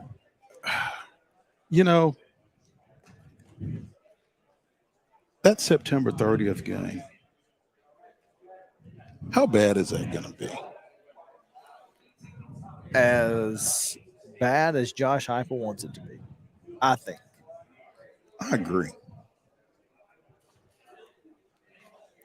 I feel like if they're able to go into Gainesville, beat Florida, they come out of UTSA refreshed with all the momentum in all of the world. And you've got a revenge game on top of that. And you've got a South Carolina game that will have been pushed, if not beaten, in its opener against South Carolina. And will have played Georgia in week 3. So I mean, both teams actually have very similar schedules. Other than, obviously South Carolina's play the extra conference game in between there. So, and look, say what you want about Mississippi State. They're UTSA is not Mississippi State. Mississippi State's going to go in there into Columbia, and they're going to beat on South Carolina for a little while. They're going to wear them down a little bit because they're an SEC caliber football team. Tennessee's going to be coming off of, UTSA and as we talked about South Carolina earlier, I mean, that's a team that if they're not careful, they could be 1-3 going into Tennessee. That's right. And I feel like this is, and Tennessee is definitely going to have last year on its mind. Yeah, no question. What does Phil say? I'm sitting here. I'm glancing through Phil Steele, and Tennessee 18th ranked schedule in terms of difficulty. The game against Virginia, odds makers already have them around 28 points. I mean, Tennessee massively favored in that game. Game against Florida, Tennessee's already favored by over a touchdown. And the game against South Carolina favored by 2 touchdowns. So really the crux of your season, which is not, I guess, that big of a surprise, is can you handle business at home versus Texas A&M? What can you do at Alabama the following week? That is a really tough back-to-back stretch for the Vols there. And then you get Connecticut, you're at Missouri to hopefully throw whatever you got in the kitchen sink when you go, when Georgia comes calling on November 18th. Let me ask you this. Let me say this before you ask me this. A lot of people who know a lot about football have flatly declared that Tennessee is going to beat Georgia in Knoxville. And I agree. I mean, I'm not a person who knows a lot about football, but I tend to agree with that statement. And here's the question. Let's say Alabama does somehow beat Tennessee, but Tennessee beats Georgia. Alabama doesn't win the West, so they don't get a chance to beat them in the SEC championship. Does Tennessee make the playoff at 11-1 and a SEC championship win over LSU? You're asking me if a one-loss SEC champion makes the title game? I don't think it's makes the playoffs. And if Alabama's if Alabama's only losses to LSU, and that's why they don't make the championship, is a Tennessee-Alabama national championship a possibility? And holy cow, could you imagine? Is it in Atlanta this year? Oh my gosh! I don't know where it is. Yeah. The semifinals are the Rose Bowl and Sugar Bowl. I think it's in Atlanta. Championship in Houston this year. Even better. Yeah. Big stage. Holy cow. That would be something worth watching. It's something worth watching, and it's something fun to think about. And again, your season really kind of, even if you throw out the Texas A&M, now your season really kind of just boils down to those 2 games at Alabama and Georgia. And you are 100% right, Chris, when you say you can almost feel the weight of that Georgia game, and you can almost feel Neyland Stadium rocking as we sit here today in mid-July. I mean, that is going to be one of those, like when Oklahoma came to town and the Florida game a couple years ago, where we're talking there will be a decibel meter shown on virtually every second of that broadcast, because that is going to be an all-timer in terms of atmosphere. It's going to be a lot of fun to watch. I'm super pumped about this Tennessee team, and of course we will talk a lot about it on this show, Main Street Sports Today. We're going to tell you about Derryberry Heat and Air, proudly serving Middle Tennessee for more than 35 years for outstanding service. Call Derryberry's at 615-452-8121 for all your heating and air needs. Derryberry's Heat and Air, making customers for life and comfort for your dairy air. We'll be right back with more from SEC Media Days kickoff event here at the Grand Hyatt, and looking forward to perhaps a sit-down with a special guest. So stick around. We'll tell you who it is right after this.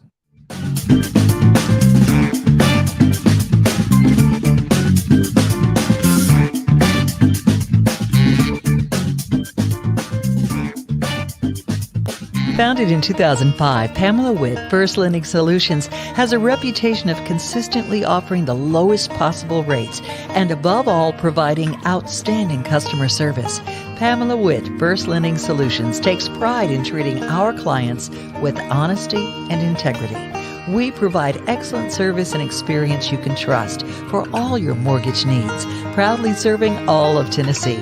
Apply today. Call Pamela Witt, First Lending Solutions, 858-518-1506, or online at www.firstlendingonline.com. NMLS number 314276, ID 135932.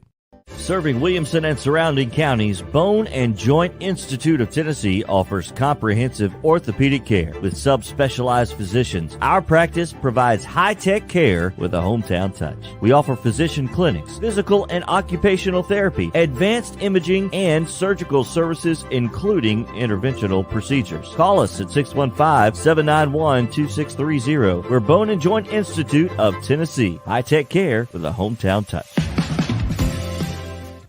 Complete Service Heat and Air is a trusted provider of top-notch heating and cooling solutions dedicated to ensuring optimal comfort and efficiency for residential and commercial spaces. Complete Service Heat and Air is located in White Bluff, Tennessee. We do service and repair on heating and air the right way 24/7 service. Call us at 615-797-3997. Serving Cheatham, Davidson, Dixon, Hickman, Humphreys, Montgomery, and Williamson counties. Craving the juiciest, most delicious burgers in Dixon? Look no further. Luke's Burgers and Breakfast has got you covered. Whether you're in the mood for a mouth-watering cheeseburger or a breakfast burrito, we have it all. Our secret? Only the freshest ingredients, cooked to perfection every time. So why settle for ordinary when you can have extraordinary? Come on down to Luke's Burgers and Breakfast, where every bite is an experience. At 24 Realty, we understand that buying or selling a home is one of life's most significant decisions. That's why our team of dedicated professionals is here to guide you every step of the way, ensuring a stress-free experience. So if you're ready to embark on your real estate journey, choose the best. 24 Realty, voted the best real estate company in Cheatham County for 6 years in a row. Contact us today at 615-247-7247. Don't let pain keep you from doing the things you love. With our world-class physicians, Houston Clinic Orthopedics will have you back enjoying your life in no time. From ortho care to physical therapy and more. Visit our website to book an appointment. Houston Clinic Orthopedics, when experience matters. When it comes to your insurance and financial needs, trust the team at Micah Blount State Farm. We're here to help you protect what matters most. As your trusted advisor, we'll work with you to find the right coverage for your unique situation. Whether you're looking for auto, home, life, or business insurance, we've got you covered. Call us today or visit our website to learn more. Let's talk.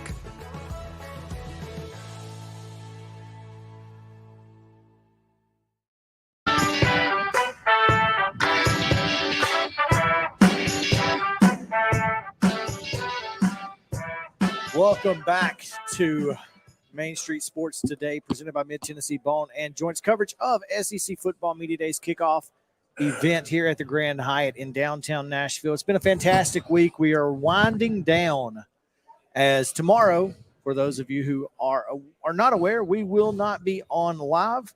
We'll be at the Tennessee Press Association Awards, so we will be bringing you a best of edition of SEC Media Days segments like this next one. As a matter of fact, all of the guests that we had this week, we'll compile them into one show just for you guys. So make sure to tune in at 2 o'clock and see all of the things that you may have missed here from SEC Media Days. But we are joined by ESPN's Chris Lowe, who is one letter away from Chris Yao. One letter and a little pronunciation issue. Yeah, and so many other ways.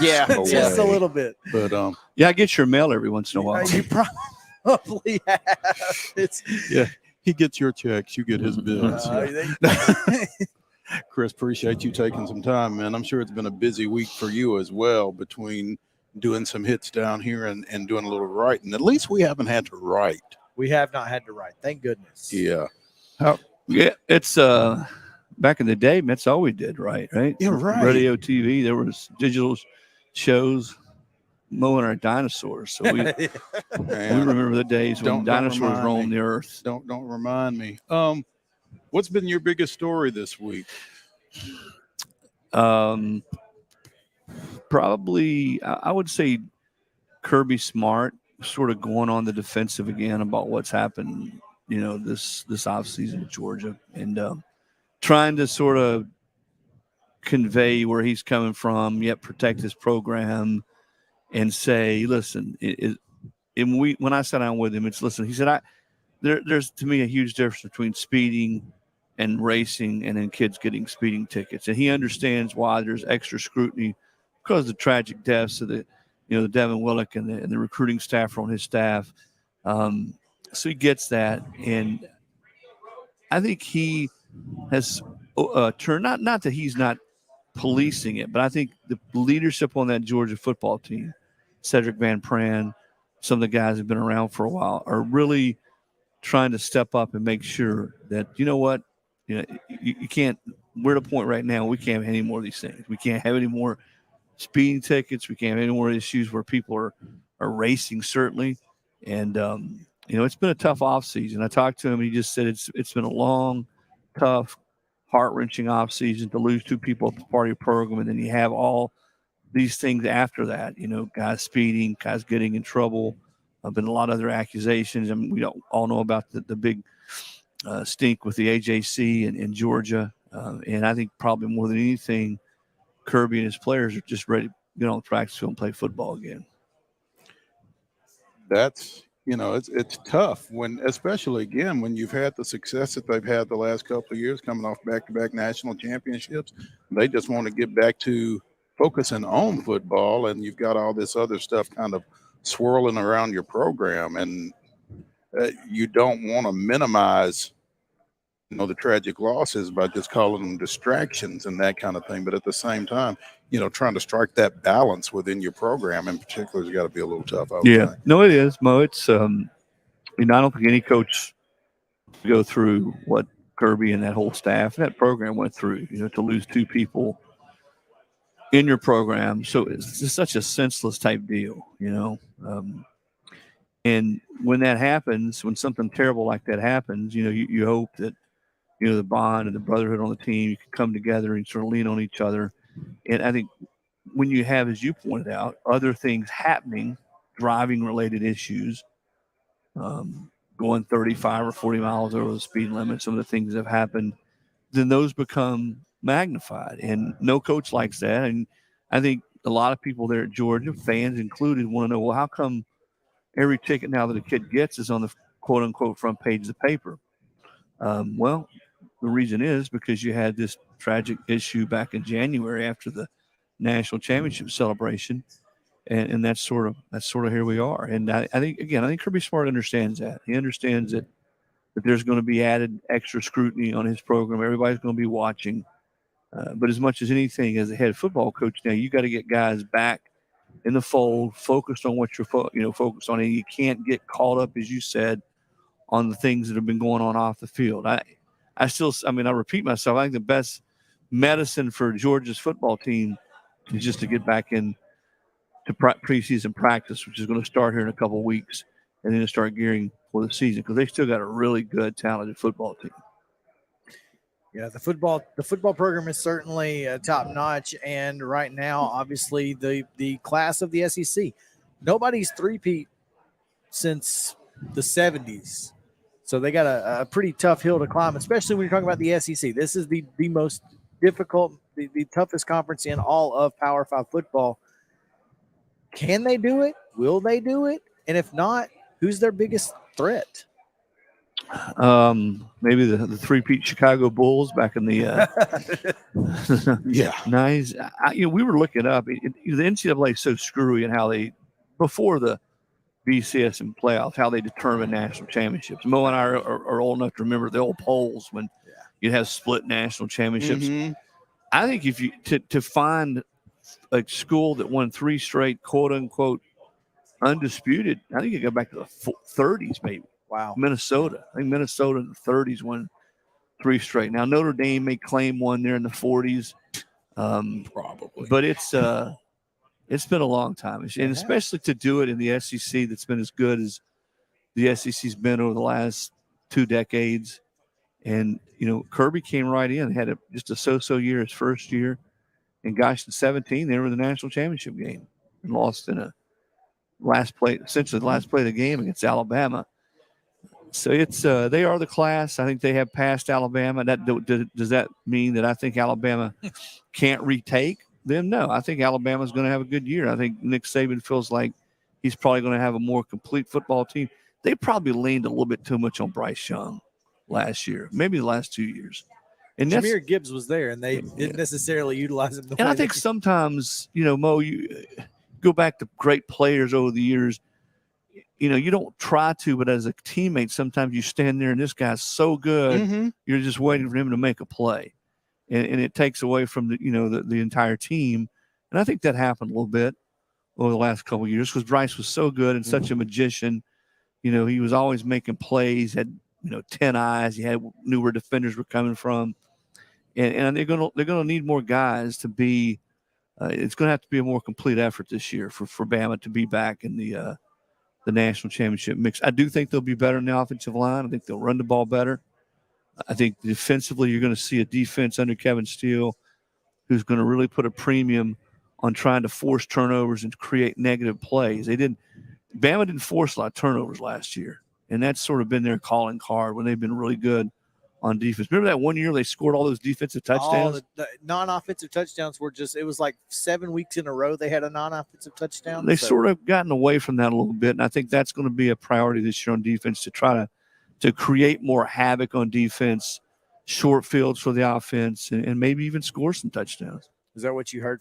Nick Saban gets a little, speaking of defensive, he gets a little defensive here sometimes. Did you get that feeling that he's a little perturbed by some of the rumblings of his legacy and that sort of thing, and the question marks surrounding his team? I don't think he thinks a lot about his legacy. I think it's more that here's this program that has won 6 titles under him. He won one at LSU before, and they've done it over a period of time when the SEC's been really good, and all of a sudden they don't win 2 national titles, and people are like, well, they've lost their fastball. Nick's lost his fastball. Mm-hmm. And to me, the stat that puts in what their consistency puts in perspective is, since he got there in 2007, they've never gone more than 2 years without winning a national title. This would be, if they didn't win it this year, this would be the first time that's happened. So I think he, the whole, and he'll tell you, hey, we created that monster. You got to feed it. You got to keep feeding it. He gets that. But I think inside that building, from Nick on down, they're very aware that people think, well, Alabama's best days are behind them under Nick Saban. And that will guarantee you game day, game week, when they play Tennessee again, when they play LSU again, when they get those big games like that. Texas comes into Tuscaloosa the second week of the season. Bama barely beat Texas last year. I can promise you those things will be remembered. Chris, kick out Alabama, kick out Georgia, and even just Tennessee for today's sake. But who's the team that throughout the course of this week, maybe you have a little bit different perception after media days, or who's the team maybe now that the expectations are potentially even higher than we initially thought? I think a lot of people are sleeping on Texas A&M, and I understand why, that they were so dysfunctional last year and just really underachieved. There's no way A&M should have a losing record with the way they've recruited the last couple of years. I think Petrino coming in will help them on offense. The proof's going to be in the pudding.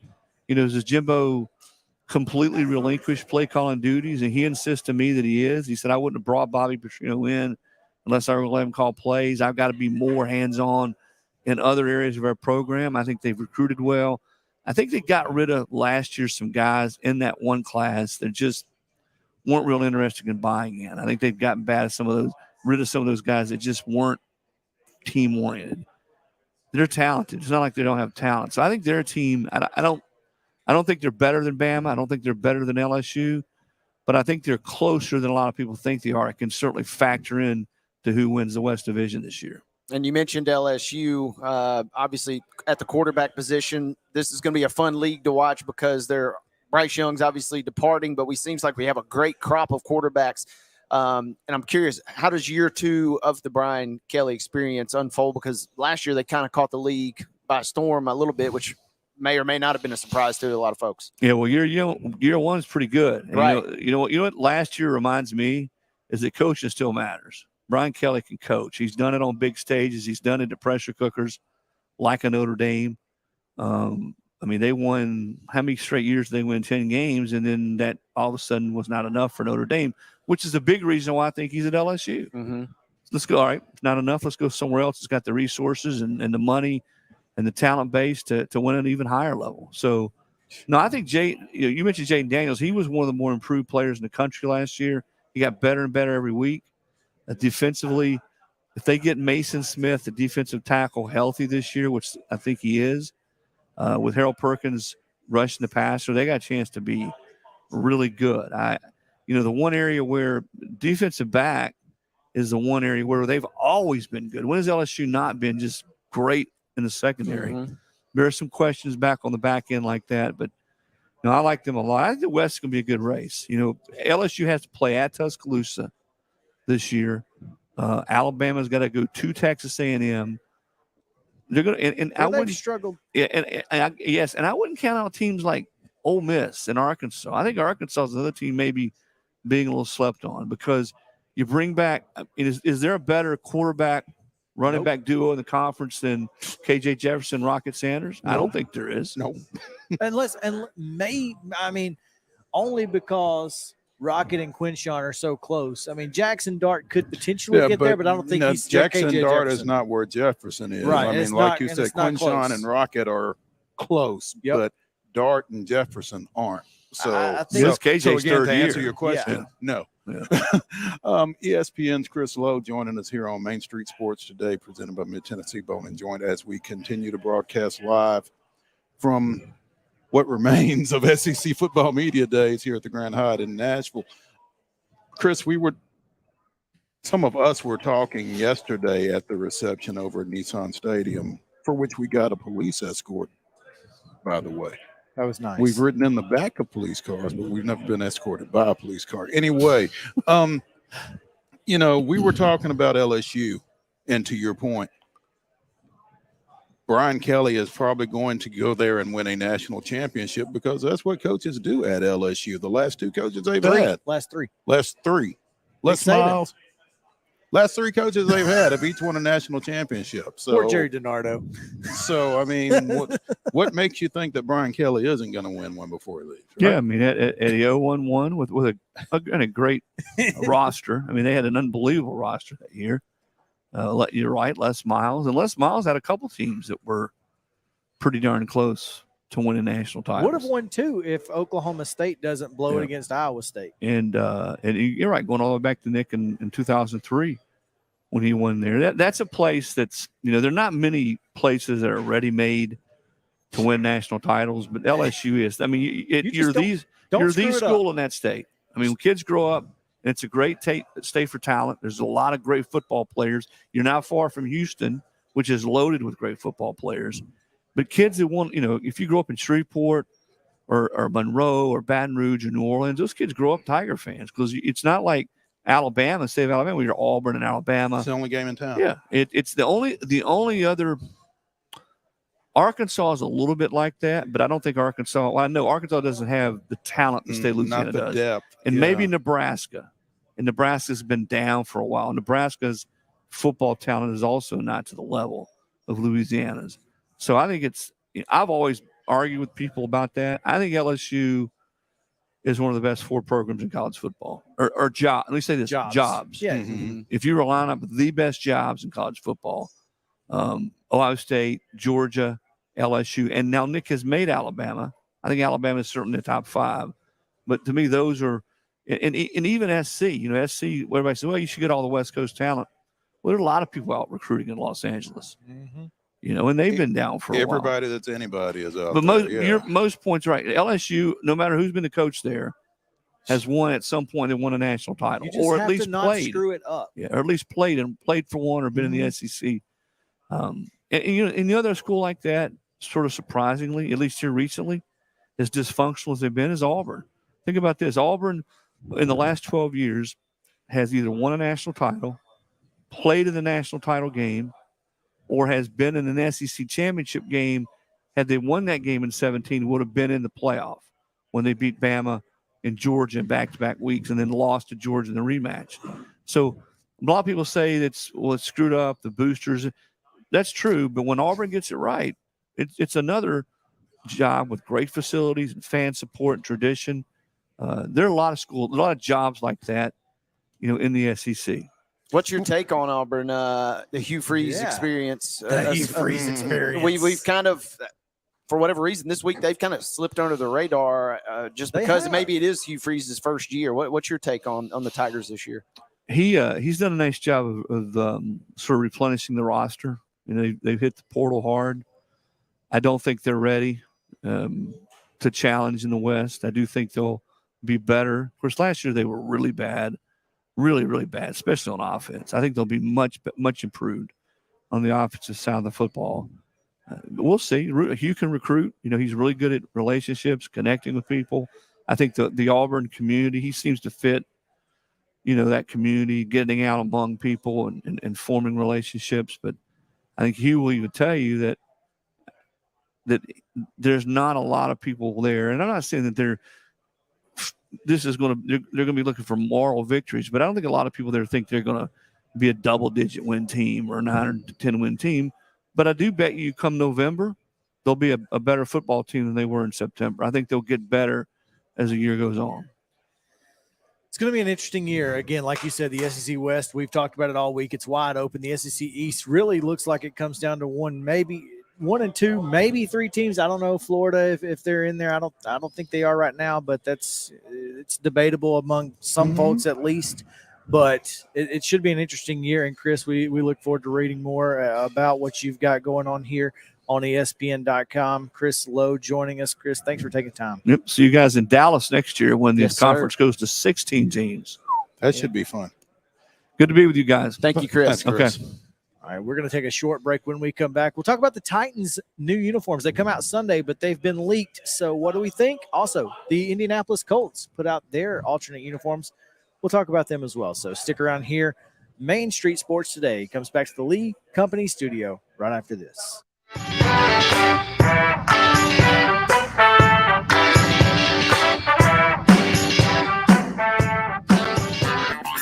This is Chris Yao with Main Street Sports Today. Every show, Mo Patton and I welcome friends from all across the sports landscape, from high school coaches and reporters to national, college, and pro sports personalities. You never know who might stop by for a chat. AP Tennessee sports editor, three-time Tennessee Sports Writer of the Year 2020 TSWA Hall of Famer. She covers the Titans, the Predators, the Grizzlies, college football, and hoops. Please make welcome Teresa Walker. Former University of Tennessee, former Team USA Olympian, ex-Cy Young Award winner, R.A. Dickey. R.A., did I miss anything? Man, that was sweet. Yeah, I need to listen to that before I go to bed every night. That was nice. Has 5 sports Emmys. That's not bad for the other guy in Wham, Ryan McGee. Other guy in Wham married the best looking girl, Bananarama. So other guy in Wham had a pretty good life. From preps to pros, we're taking on the sports topics you care about. Tune in across Main Street Media social platforms at 2 p.m. or on demand on your podcast distribution platform of choice.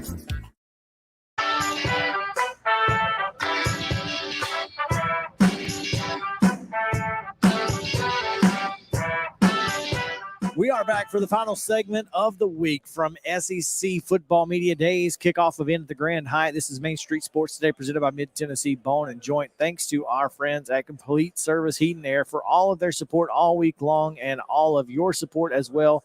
Those of you out there watching and listening to the show, we certainly appreciate it. And Chris Yao and Mo Patton here. We'll get Wade back when we get Wade back. Whenever he gets back. But this is always interesting because we get the final segment of the week is typically looking ahead to what's going on this weekend. Well, one of the big things going on this weekend is the Tennessee Titans will be releasing and unveiling their 2023 alternate uniforms, which we've long suspected would be a Love You Blue Oilers throwback, and the leaked photos that are out there seem to confirm. What do we think? I ain't mad about it. Those colors, man, they pop. It's just an absolute perfect combination. Let the record show they were on my most iconic uniform list from earlier in the week. Just not on your top 5, huh? Well, they were in the list. I snagged them. I thought one of you guys was going to pluck them out from underneath me. So I may have reached a little bit, but they are elite in my opinion. Yeah. No, and it's not just. And I'm curious to what I think I'm most curious about is what the helmet's going to look like. It's going to be the white helmet, or are they going to do the Love You Blue helmet? Good question. Because they've had that Love You Blue helmet with the white oil rig, and we've seen that before. But the white helmet to me just really it makes the uniform. Yeah. I don't want this to be a color rush type uniform where it's just too much. Yeah, I mean, I think you go with those jerseys on white pants and a white helmet, like you said. So. That'd be a sharp combo. I'm a huge fan of the combo. I think, obviously I love the two-tone blue. Yeah. We've always been fans of any two-tone blue. I've always been a powder blue fan too. So. Give me powder blue and a dark color with it, and I'm usually right there in with you. So we believe you said they were unveiled to some season ticket holders last night at Nissan Stadium on the other side of the stadium. We should have just walked around. I didn't know. Right. You had your pick last night. You could hang and support the SEC, or you could go over and check out see some new unis. The Oilers threads. Now, I will say this, and we had the graphic pulled up just a moment ago. When you look at it, you say, "Yep, that's the Oilers uniforms," but that speaks to how sharp that they are, that you really don't got to do much, and there hadn't been much done to them. You just roll out what you had, and it stands that much alone that it looks great. They didn't really need to tweak a whole lot on this thing. They look fantastic. Always have, and I think that's what I'm loving about this. Looking less fantastic. Yeah, the Indianapolis Colts put theirs out today and went with a black helmet, which, look, I don't hate this. I don't hate the black helmet. I don't hate the color scheme. I mean, Duke uses this exact color scheme, and I love it. But as a whole, this uniform is very awkward with the double stripe on the shoulders. It looks like it almost feels like they tried to throw it back to like wool uniform days, and maybe that was the plan. I don't know, but they're calling it Indiana Knights, and I don't understand what the significance of what that the heather looking pattern on the uniform signifies. I don't know that I understand it, and maybe that's my problem with the uniform. The double stripe on the pants is fine. I think that looks good.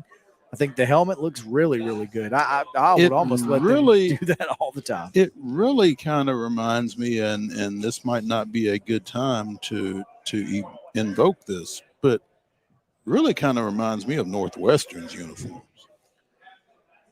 Yeah, in a way, with the big numbers, the big white numbers. Yeah, like, the way and Northwestern the black, does the old yeah. school stripes. Yeah, you're right. I forgot that Northwestern does that. Goodness gracious, please don't pull up some of those awkward Memphis uniforms. Now, I was going to say, to me, it's kind of like a bootleg, kind of wannabe version of the Memphis Tigers uniforms. And it was worth pointing out, by the way, that they're going to wear these uniforms versus the Cleveland Browns. They are going to wear these. That just feels like the perfect time to maybe just, hey, if these go over, awesome. We figured it out, and we presumably, maybe, hopefully, get a win versus the Browns. If we wasted it, oh well. At least we wasted it on the Browns. It was just Cleveland. So somehow the Browns end up becoming a slight butt of a joke, no matter what. Are these the Browns alternates? Because I'm kind of okay with these. These are kind of fire. The white helmets are A white Browns helmet with the is that black or is it brown? It looks black. It looks black, but I'm sure it's that dark brown color. It's got to be. Got to be. I don't know why And it can't be black if you're the Browns. If you're the Browns, I mean that's kind of that's literally the point. Yeah. So I think that's interesting. That is okay. Okay, Those are pretty fresh. I'm a big fan. Well, I feel like their color scheme really limits them. Their color scheme might limit them, but also I think it's if you're going to do orange and you're going to have another color with it, the dark brown or black is the only way you can go. And that dark brown really does kind of it accents it well, and it's unique. Nobody else does that. Mhm. They are the only ones. That's a team that Maybe there's a good reason for that. That's a team that maybe you don't always pick on Madden, but when you do pick them, you kind of look before the game and you say, "Ooh, I got some cool little Got some combinations at my uniforms. Yep. disposal here." I'm with you on that on the Browns. Yeah, I feel like that the Titans are certainly going to have the best alternate uniforms in the NFL this year. I don't think there's any question there. Hands down, I feel like that's going to be a league-wide That's a big consensus. dub. If they're Yep. not the best, I don't know who is. So What else are we looking forward to? I know Wade is looking forward to staying up all night and watching women's soccer down under. Who we got tonight? Nigeria is playing Spain, I'm pretty sure. No. Panama. I don't know.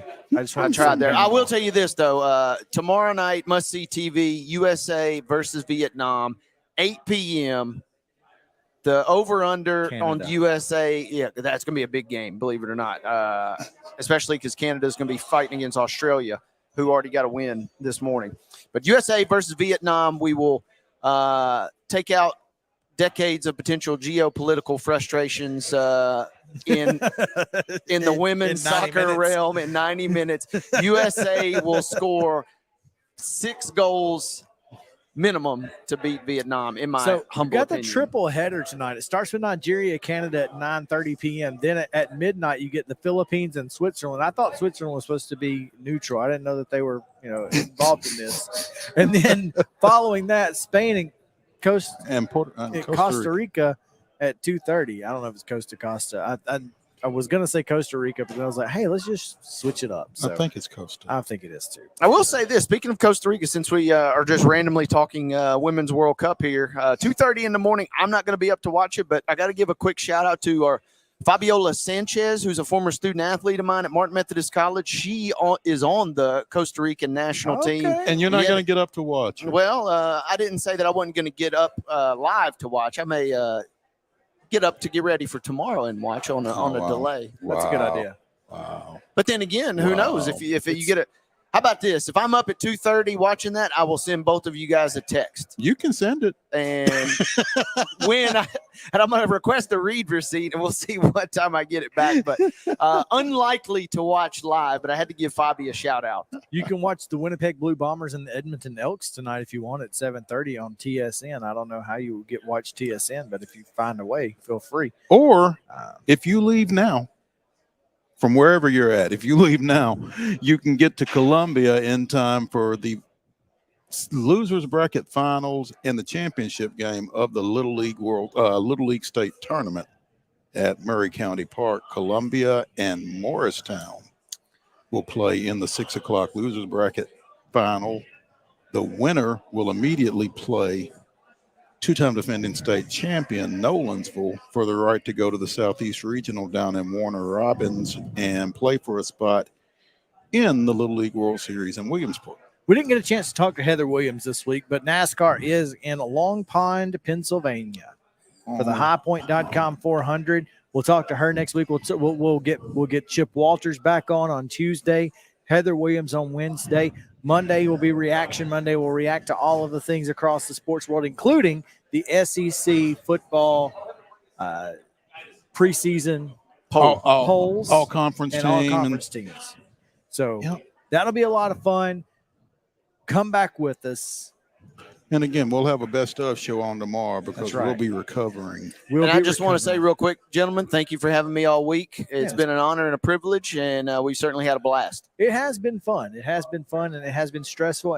But we have covered 14 teams in 4 days.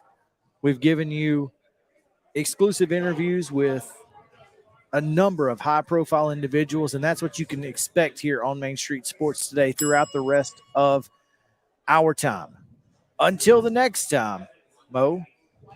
Ladies and gentlemen, the weekend